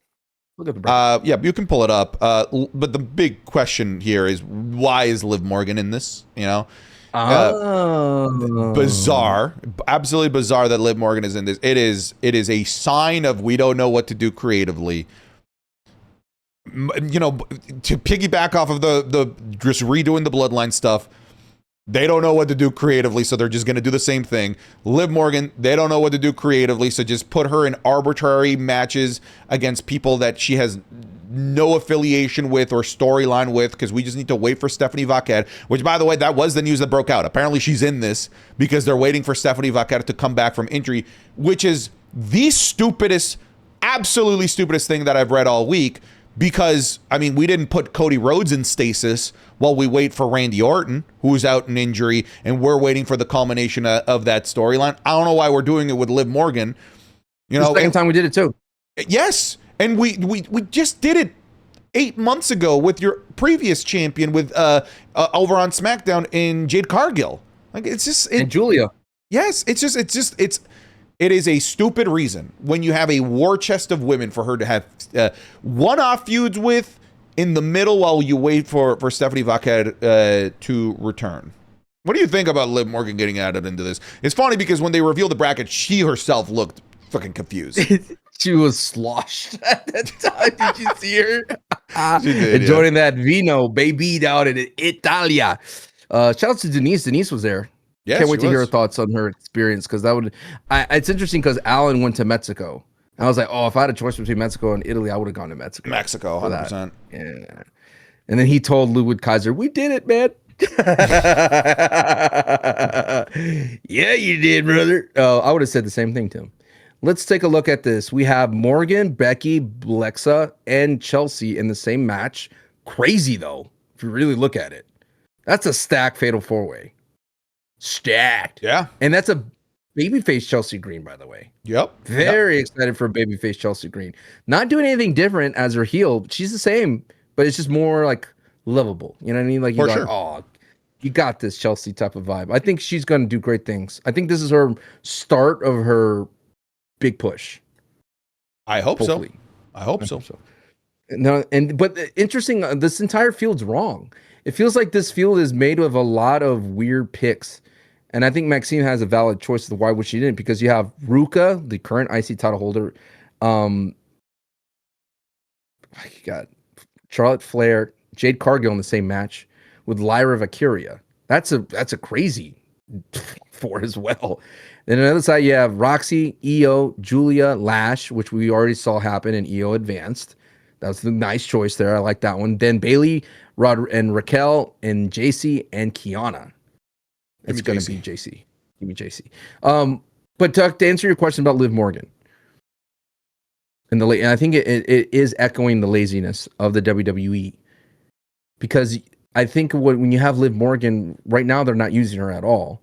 So I'll take it. No, like they what? Wait. Let me slow down. They submitted me into this. I am currently in it, the whole of Gunther, and I'm being put to bed. And it's like there's no other. What other option is there for her to do? Like she's gonna have to wait for this whole entire thing to be over. You can't have a feud with any of these participants that are currently in it because they're all in the tournament. How can you give someone a match if they're in the tournament after this has been announced? Yeah, she could have a Raquel Rodriguez program. Yeah, she could have had a Roxy. She could have had somebody, right? Someone with Lyra and whatever, right? Anybody, Becky, right? But they're all in the tournament, so that's off the board. Okay, but so, you're assuming that the only way that we could have done this if they were. So it's simple, Sancho. Maybe don't put some people in the tournament because a lot of names got left out. Maxine Dupree, Ivy Nile. You could have had some people. You could have had some people from NXT, which is continuously being called the greatest women's division in professional wrestling. You're willing to Blake Monroe. You're willing to capitulate to this simply because they gave you the feeling that you have no choice. But maybe Liv Morgan was hurt after that head bonk, dude. I know she wrestled twice, but maybe they have already come out. The reports have already said it is because Steph is hurt. They are waiting for Steph. It said no creative for Liv Morgan because they're waiting for Steph. I am shocked as to how you are just upset, but I'm just saying, on all of this garbage they're feeding you. I'm a trash panda right now. What can I say? I haven't eaten for days and I'm hungry. Okay, so you're okay with this? Explain it to me. Why? Like, what's great about this? I get to see Liv Morgan against Becky and Alexa and Chelsea. Like, I mean, what do you want from me? Like, I mean, that's cool, you know. Good, man. I mean, great booking. You're telling me that the WWE cares about the sanctity of the Queen of the Ring? That they care about the King of the Ring sanctity? No, I don't think so. This is just another par for course. You think the title is going to change based on the winner of the Queen and King of the Ring? Dude, it is baffling me how fine you are with accepting mediocrity. I'm not fine. Right now. What do you want me to do? You're just keeling over and being good with garbage. This was a problem that started when Liv Morgan beat Stephanie Valkyria and nothing happened. This was the problem when they didn't give her Raquel. Raquel has beef with her, legit beef with her after the Royal Rumble, and they just let that go away. This is just par for the course, Santi. They start feuds and they let things go, and because of that, this is the result, dude. Liv Morgan sits here with nothing to do, and rather than have weeks of her still not doing anything, they put her in the tournament to at least give her something to do. And if she advances, then we have problems. Yeah, then we have problems. I think this mentality is part of the problem. You're just fine. You're literally just fine with it. Like, so you rather have Liv Morgan do nothing then? No, I'd rather Liv Morgan do something that isn't meaningless like this. What's her feud? Give me the feud. Put Ivy Nile again. I don't have the bracket in front of me. I don't have the bracket in front of me. Put Ivy Nile instead of any of the baby faces from Monday Night Raw. Put Ivy Nile instead of Io Sky there for a bit.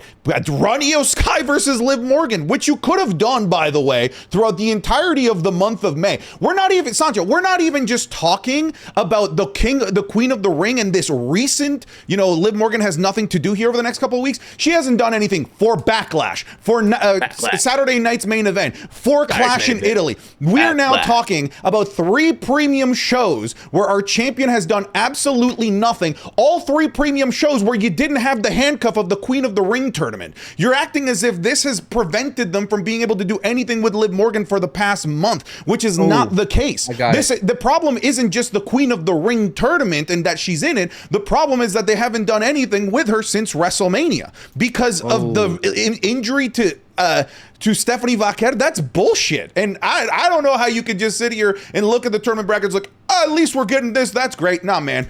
Don't be okay with mediocrity and garbage. Call it out. You sound like you need a little bit of John Cena in your life. I'm done with that guy. I'm done. He tapped out. He gave up. No. When they asked John Cena what match he could have had in your retirement, he's like, "Why? It's already done." Dude, John pisses me off so much in interviews. It's already done, Santi. It's like, already, John, at this point, just run for president, bro. You already have the lingo for it. Justified enthusiasm is often confused with reckless speculation. Work diligently to realize the difference. Oh, thanks, John. Changed my life. Changed my life. You have justified enthusiasm, Santi, about this entire thing about Liv Morgan not being able to wrestle, and she's been on it, but it's often confused with reckless speculation. No. That's not a no. I think if anyone has unjustified enthusiasm here is you. I'm simply saying I agree with your assessment, but the milk is already out. Nah, I get it. Like you're a starving man and you're happy that you've been given gruel instead of continuing to starve. But the problem I would take Liv Morgan wrestling at this point, anything. But the thing is that the problem isn't that like I'm finally being given gruel. The problem is that you should be complaining about being starved in the first place. That's where I'm getting at. The problem is that this is not a Liv Morgan problem. This is a system-wide problem. Of course. You win the belt, no one's blaming Liv. You win the belt, you go on ice.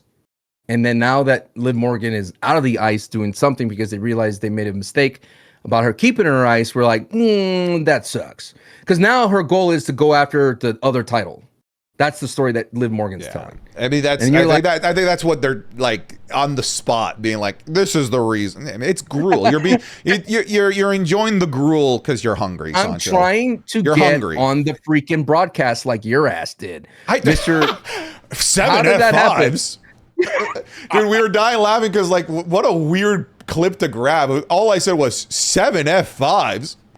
You know what's funny is so funny is that it's all bad quality of reactions in the sense of like the bit rate is so bad. You could tell that they ripped it from a rip. Like they couldn't go to the direct source to ask for it or get like a clean copy of it. They probably got mine from one of the many like fan accounts that just that they just download each other's stuff. Anyways, you can just get it from the Twitch page, guys. That's right. Again, at the end of the day, how far do you think Liv Morgan goes? I hope not far at all. I hope it's instant elimination. Especially when I look at some of the women that she's in that match with. What is it? It's Becky and Chelsea, I think, are both in it. And Alexa. Alexa, unfortunately, has become fodder, so I don't expect her to move on. But like, I look at far more interesting options creatively with Chelsea Green and Becky Lynch. I'm not at all interested in seeing Liv Morgan win this match. Let me help you walk, like, get back from the ledge here for a second. Before you jump off the ledge, my friend, let me tell you something, okay? What if they put her in this match so she could have a feud with Becky Lynch after this? Like, it's your fault I lost. I'm going to feud against you while all this is happening. Give something Becky to do, right? Yeah, that'd be fun. Okay. Let's go ahead and predict the rest of the bracket for the ladies, and then we'll get to the men soon. Out of Ruka, Lyra, and Flair and Cargill, who do you got? I think Flair and Cargill cost each other. Okay. Maybe. Yeah. Probably Ruka. Probably Ruka. Maybe Lyra and Sol Ruka said they're gonna have the match themselves. Remember? Yeah. I'll go with Ruka. It seems like WWE is on the Ruka bandwagon right now. I just think that Charlotte and Jade, they nullify each other. More. What about Liv, Becky, Alexa, and Chelsea? I hope Chelsea. Okay. I hope Chelsea. Becky would be good too. Becky or Chelsea. I'm just saying that you lose a lot of star power if you have Chelsea advance and you have Solruka advance. How dare you say that about Chelsea Green? You hear that, Chelsea? No star Chelsea. power. No star power having ass Chelsea Green is what you said. No star power having ass. Who wins between Chelsea and Solruka to go to the finals then? Chelsea. I think that, dude, I really like, I'm on this bandwagon of what I love the style of storytelling of it's like a redemption arc, right? Like you start, it almost feels like watching Cobra Kai, where you're like, oh, now I'm seeing the point of view of the bad guy. What's his name again? Rooster? The guy with the hair lip. That is Hawk. There you go. You've seen the Hawk.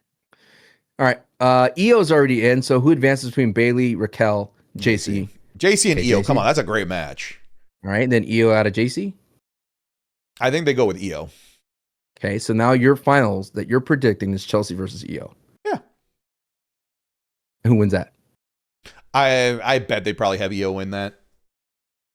So Io is your queen of the ring. So part of what's leaning me towards Io Sky is, well, you've had Io that entire time, and is there a reason why you've been keeping Liv and Io away from each other?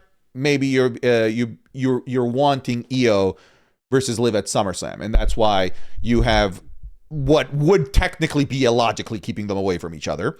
But maybe it's because you're trying to save it for that SummerSlam match. But it also gives us the story of like, oh, maybe she picks Rhea Ripley. There's that storyline of Rhea never having been able to beat Io. So I think it gives us a bit flexibility because it is different this year, right? They did say that they can pick the champion. I believe they just said main event SummerSlam. They said main event SummerSlam. My chat told me they can pick the championship, but I don't know. My chat says a lot of things. Sure do. So for me, I think the one that walks out of this, not going to go through the whole bracket, is just Charlotte Flair. I think that's the way we get to Rhea at SummerSlam. Okay.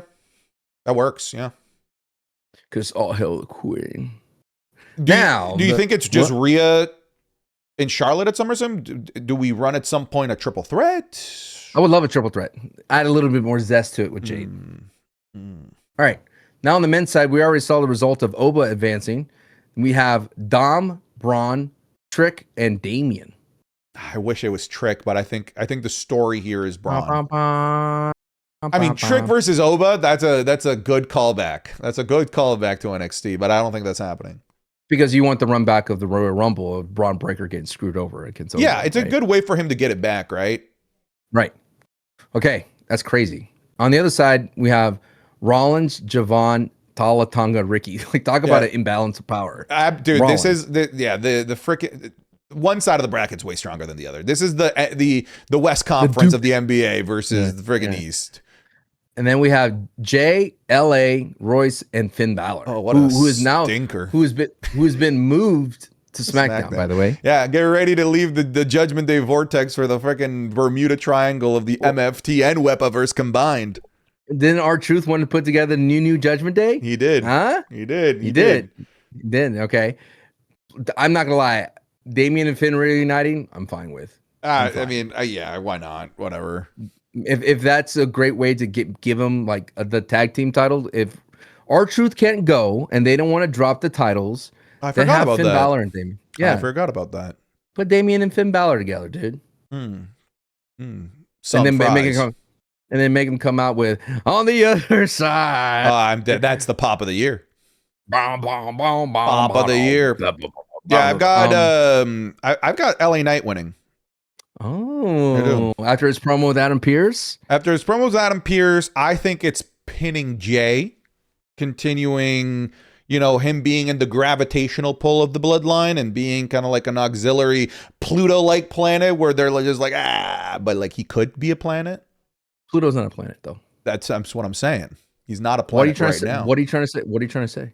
I mean, right now, he's not a danger to Roman Reigns. He's not a planet. He's a dwarf. That's messed up, dog. Dwarf star. No, not a dwarf star. Dwarf planet. Yeah, dwarf planet. up, dog, because LA Knight is a rising star. He's a megastar. You know, One of the I best personally, you know, if my personal views matter to you, I still see Pluto as a They always planet. I still see Pluto as a planet. Same. That's how I learned it. So take that for what you will, for what I think about LA Knight. That he's the furthest planet from the sun, but he's still a planet. And it's the coldest planet. Still a planet, brother. If it were to crash into the Earth, it would destroy the Earth. Do you think there's more people on this Earth that know Pluto as a planet or Pluto as a cartoon dog? The planet, bro. Are you sure? Yeah, I mean, like those cartoons have just not been anywhere near as popular as they were in like the 50s and 60s. But would they stop teaching people that Pluto's a freaking planet, brother?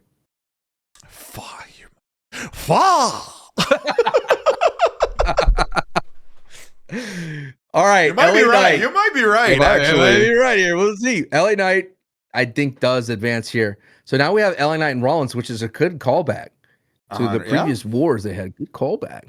And then we have Oba and Braun Breaker. We already talked about that side of the coin where Brock Lesnar come in.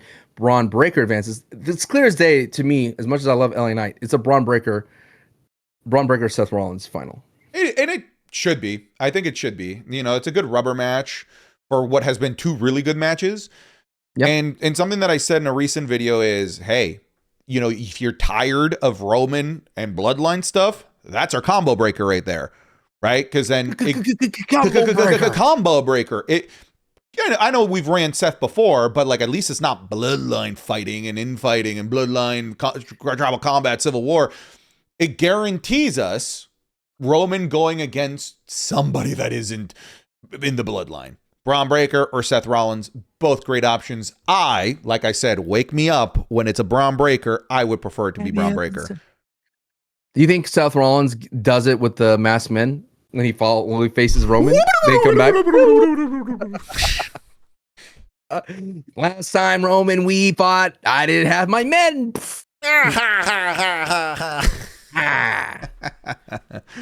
Do you love that Seth Rollins just wears that WrestleMania jacket out? Like, hey, brother, respect. It must have cost a lot of money. Right? Wear it out, brother. That dude, I say this to my fiance whenever she's like, I've already worn that dress. I'm like, it's nice. You can wear it again. It's fine. What's with that? With some of the ladies out there not wanting to wear the same dress again.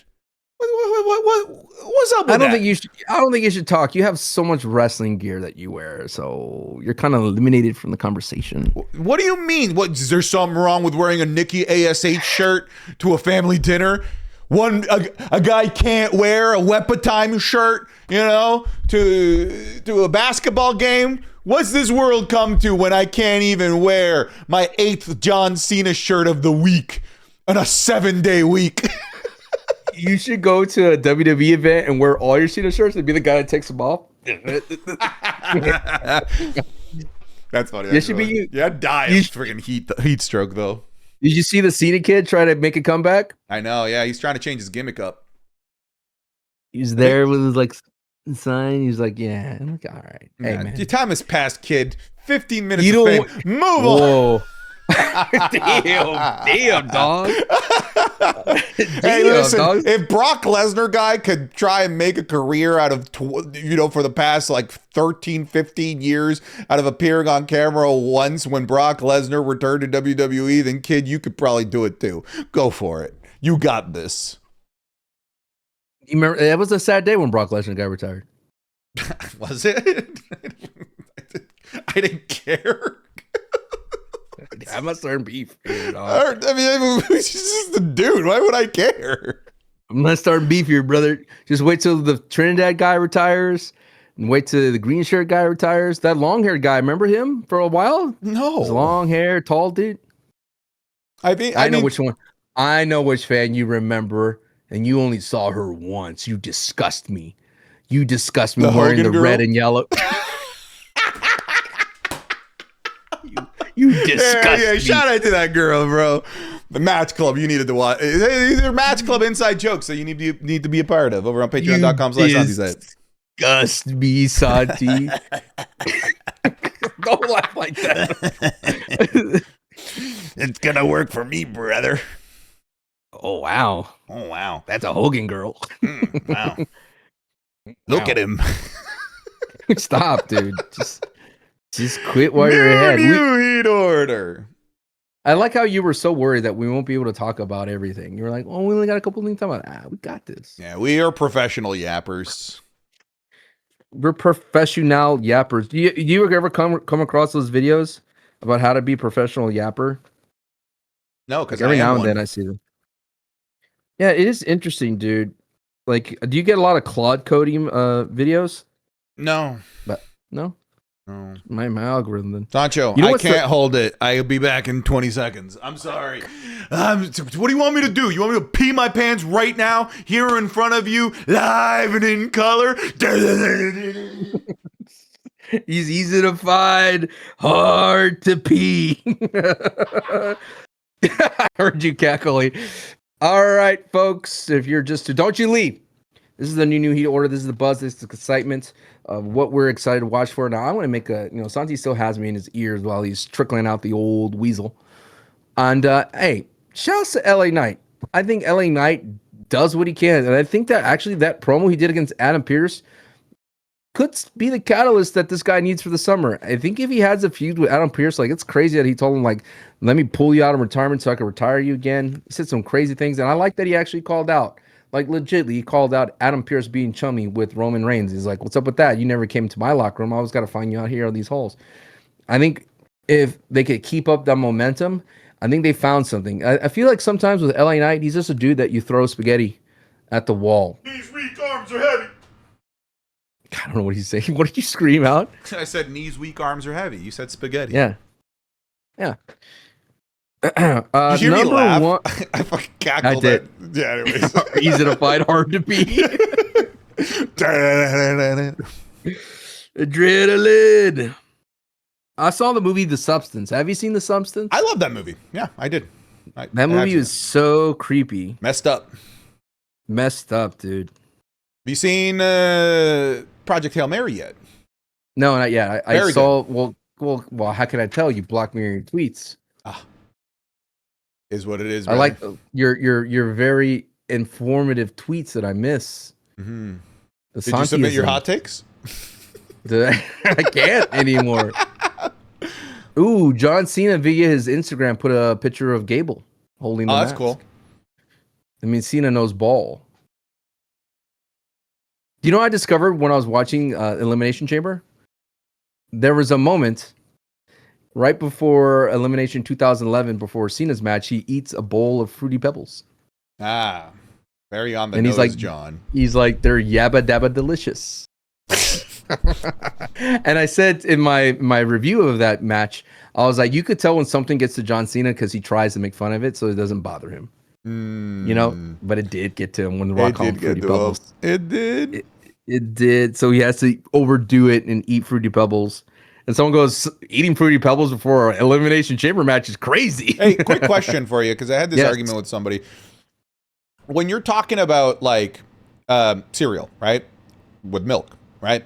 I'm not asking like what you pour first. I'm not asking anything like that. I'm saying, how do you say it? Do you say, I'm going to have milk and cereal, or I'm going to have cereal and milk? How do you say it? I'm going to have a bowl of cereal. You don't say the milk part in it? Why would I? I mean, it's like, it's implied. I agree with you. I agree with you. If you have to say the milk part, how do you say it? Do you add it? It's like, no, it's like saying I'm gonna grab a hot dog. I'm gonna get a bun and wiener. You idiot. Okay, all right. So you're just cereal, and it implies the milk. A bowl of cereal. A bowl of cereal. Some cereal. Bowl of cereal. I'm gonna go get a bun and wiener. No, did you? It's you. No, it's not. Who says milk and cereal? No one does. Or cereal and milk. No one says cereal or milk. No one. Nobody. Nobody. Comments. If you made it this far, most of you left because it's New Heat or the worst segment of the show. But if you are still listening, it's the longest running segment of the show. Do you say milk and cereal or cereal and milk? Or a bowl of cereal like a regular human being on this planet? That's not one of the options. It's just the two I gave. Do you say wiener and bun or do you say hot dog? No, it's more so like, would you say much ketchup and mustard or mustard and ketchup? Or you just say condiments. No, because condiments implies more than ketchup and mustard. You could have relish. Yeah, so see, that doesn't work. Number 1. Peanut butter and jam. Would you say jam and peanut butter? Would you be okay with that? Oba Fembi? Or What Brock about Lesnar? oil and water? Would you say water and oil? What did you say? Santi and Sancho or Sancho and Santi? Oh, no one Or would says you Sancho say- and Santi. Let's be fucking real about that. Fucking Sancho and Santi? What the fuck? I don't know. There's a lot of comments saying I'm here for Sancho. I'm only clicking Oh, in yeah, here you for cherry pick the I'm on three. the thumbnail. The three. I'm sorry. It gets the most upvotes. Just because the bot, it's 3 people and a bot that pick it up because of one of the hot bots. Yeah, the hot bots, man. Yeah, I wish they were real. If we had hot fans like that, that'd be great. We do have hot fans. You see, Nice Snatch is a good looking man, dude. He made a nice little poster of us. It's Look at eye him. satch, not eye snatch. He can't even get his name right. Still Ruka, dude. Yo, shout out to Arbok, man. People turned on him, and now people are back on the Arbok bandwagon. Like, let him be. Just let him be an Arbok. Let him be an Arbok. Just let him be an Arbok. They are bocking around, you know what I mean? Anyways, Number 1, Oba or Femi. Brock? I'd go Oba. It's for the follow After up. Monday, Yeah. after Monday. Yeah, for the follow up, and then Brock too. Honestly, Yeah. Did you think he was going to lose after that fourth A5? You think it was No. over? No, I had a feeling we were getting the kick out. You didn't think it was Jover? Mm-mm. Number 3, Rhea Ripley, Jade. I mean, what about like Seth and Braun Breaker? I'll go with Seth Rollins. Okay, toss him in. Toss him in, and yeah, I like the idea of maybe rounding the top 5 there with Jade and Rhea. Rhea first or Jade? Jade. I mean, Jade's the one that's impressing me the most. Yes. How about Jade at 4 and then Rhea at 6? Sure. Breaker. I know at 7? people are going to be mad at us because we didn't put Grande Americano at 1. Yeah, that's number 1. I don't even know. We literally spent like the first 40 minutes of the pod talking about that. Yeah, that's We number did. 1. Like, just shift the top 2 Everybody are down. Yeah, Yeah, it's Grande Grande Americano and Americano. Chad Gable. Chad Gable. There we go. There it is. 1, 2, 3. See, You know folks, what we I have did this- integrity with our new heat order. You know what I did over the weekend that I haven't done in a long time? I did a self-tape audition for a short movie. Your boy's getting back into acting, dog. Oh, nice. What Yeah. what Just a like short what do you film. do in it? Like, is it like how long is it? Like, I'm curious. Like, how It was long do just you a film 2-minute yourself? It's 2 minutes. 2 minutes. Just whatever sides they give you. Oh, nice. I did it in my own little. Not here because you can't have all this distracting shit. But Where do you do it? I did it like on the other side. On the other side. God on the damn other it, you side beat of me the- to it. on the other side of the setup here. Oh, okay. So we have, and I felt alive again a little bit. You know, that's what I went to school for. 7, 8, 9, 10 is are available, sir. Did you put Braun Breaker in? No. You could do So Braun we have- Breaker and then like Roman and Jacob. Yeah, this is gonna be a heavy like main event. And we have 10 available. Say one we have left. Be like a Ruka here. Ruka? Oh. Riki, Oh. Oh. Oh. Oh. It sounds like So Danhausen though. All right, here we go. Number 11 is Danhausen. Number 10, Sol Ruka. Number 9, Jacob Fatu. Number 8, Roman Reigns. Number 7, Braun Breaker. Number 6, Jade Cargill. Number 5, Seth Rollins. Number 4, Brock Lesnar. Number 3, Oba Femi. Number 2, Chad Gable. Number 1, Grande Americano. Besame. Mucho. Besame mucho. Folks, thank you guys very much for watching and listening to this episode of the Wrestling is Cool podcast. An extra special thank you, of course, goes out to our $15 patrons. They are the producers of the show, and as such, get their names read out on the air as part of our credits. So thank you goes out to Binge Ads Go Away, 414 Russ, Toasty, Last Real Podcaster, Ayo Salguero, Abdullah Kaja, Acknowledge the Active D4C, Adam Elysium, Aiden S, Akira Kemp, Aco 4559, Abreem Zuda, Alex Regal, Alex, Alfie the Chosen One, Alfie Walfi, Amalek, American Nightmare, That's the Last Bite, Andy Valdez, Anthony Blaze, Antony, Arbox, Left Nut, Eric's, Ariel Pacheco, Arrogance, Arturo Gonzalez, Ashley Reynolds, Asperlitz, Ozzy Kingslayer, Austin Singleton, Alwyn Dargan, Aved Wepa, Ayo Carr, Bar Rushton, Baby Boy, Baldy, Ben Farton, Ben Phillip, B Hostile, Big Cat, Big Mike, Big Man Bob, Big Mex, Blenda, Blue Cord, Bluefish, Booker T is my sleep. Why does it cut off? It's my sleep paralysis, David. I'm assuming it's sleep paralysis demon, but usually these names don't cut off. That's what I'm confused. Anyway. Yeah. Yo, my tweet is bopping off. Let's make A24 Mass versus Massive biopic with Glenn Powell, Ludwig Kaiser, and Zach Efron's Chad Gable. Freaking. For those that don't know, he just did no transformative. I'm suing. He stole this exactly from me. I don't know how you would know. You blocked me, so okay. Matter. Nice try. I'm not unblocking you. Brad Davis, Brad the Nerd, Braden Primo, Braden Scott, Brandon Barger, Brandon Cannell, Brandon Diamond, Bry Guy. By the way, those patrons that listen to this podcast, if you see his tweet, you know he stole it from me. Brody Cyphers, Brian Gallardo, Bubba Moore, Bubba the Big Fella, Bubbles J, Bunny Swag, Cameron Warren, Cameron Talks WWE, Carlito, Carter, Casey R, CB, Chad, Chance Painter, Chandler Swinford, Chase, Chris Butner Lucas, Chris Eric Clark, Christian Anderson, Christopher, Chucky Gonzalez, Clayton Walford, Colby Mayo, Colin O'Malley, Connor, Cool Whip Tim, Corey Lyles, Crispy, Crunchy Tomato, Daily Vlogger. Yeah, it's weird. Some of these names should be longer, but I'm sorry, guys. It's cutting it off for some reason. Maybe a new Patreon update.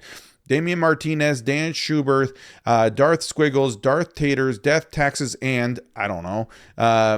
We need to fix this because, hang on, let me refresh this page. I don't know, maybe you need to export it to like some sort of bizarre. Like yeah, it's some still just sort of thing. Anyways, we're gonna have to go ahead and at least talk to Patreon and explain to them. Yeah, we need people are trying to talk about like how Sancho did something to Obafemi. I need to be able to read it all because it's gonna cut off all that. Just announced August 5th, AEW Grand Slam Mexico. Isn't that like the same weekend as SummerSlam? August 5th. When is SummerSlam? I have it on my calendar. It is August 1st and 2nd. Oh, okay. Oh, so it's I forgot. Grand Slam's a Dynamite. It's not a pay-per-view usually. That's cool though. Maybe we should go. Mayhaps. I don't know. We're gonna have a lot of SummerSlam stuff, but oh yeah. Derek Barnhart, Devin Newsom, D. Lopez, Dominic DeCoco. Doug Dimmadome, Drake Hughley, Drew Ashford, Dylan, Eagle Steve, Eddie Leahy, Egg Toast, El Juan de, I think it's Juan de Americano, El Joshi, Eli Drake is all elite, I'm assuming, Eli Parker, Erdem Yassi, Eric Schrader, Eric Theory, Eric Ruiz Romero, Aaron Thorne, Ethan Domingue, Ethan Richardson, Evan, A. Brock Gott, I'm assuming Milk, Isaj Grande, all of these are cut off. I'm sorry, guys. Fletcher, Wellpool, FMFCMA, Foster JK, Freddie Trejo, Freelance Hot Takes, Frenzy Wrestling, Freezer, Fugnux, Gavin talks about Gibby the Gilbert Deans, Gingerbread Man, Glass Eater, Goated Sean, Godspeed, Goonhausen, Goose Lesnar, GXA Man, Harrison is better, Hassan Aziz, Haunted Nukes, Heath Robertson, Helgi Svenir, Henry Volpel, Hey Shakes, I can't think of Ian Katz, Ilya Dragunuts, iMagic. I hate that these names are cut off. I Am Beef, Oh, it looks okay. This next page, think may have expanded. Anyways, Inks, Isaiah Rodriguez, Isaiah Schaefer, Issa says Soul being a better champ before Roxy is, I don't know, dot, dot, dot. It's Mr. Astro Kid. I've got Soul and Santi tickled my snatcher. What? J.E., Jack Gibley, Jack Harris, Jack Ah, Parker, Jacob Dorn, Jacob Fat 2, Jacob Marcial, Jacob Mueller, Jacob Sappho, Jad Ishin, Jay Norton, Jake Sleepwalker, James Arman, Jassiu, Jason Flint, Javier Rodriguez, JV McDuffie, JC Worley, Jeremiah Alston, Jeremiah Finley, Jeremiah Kelly, Jahihi Ahihi, Joe Benitez, Joe Exotic, Joe Velez, Joey Romick, Joey Wrestling 86, John Anthony, John Nazi, Jonathan Cox, Johnny Owens, Jordan Cardoso, Jordi Marte, Jose Ceja, Jose Olivares, Joseph Samper, Josh Gilbert, Joshua Osterhout, Joshua Warwick.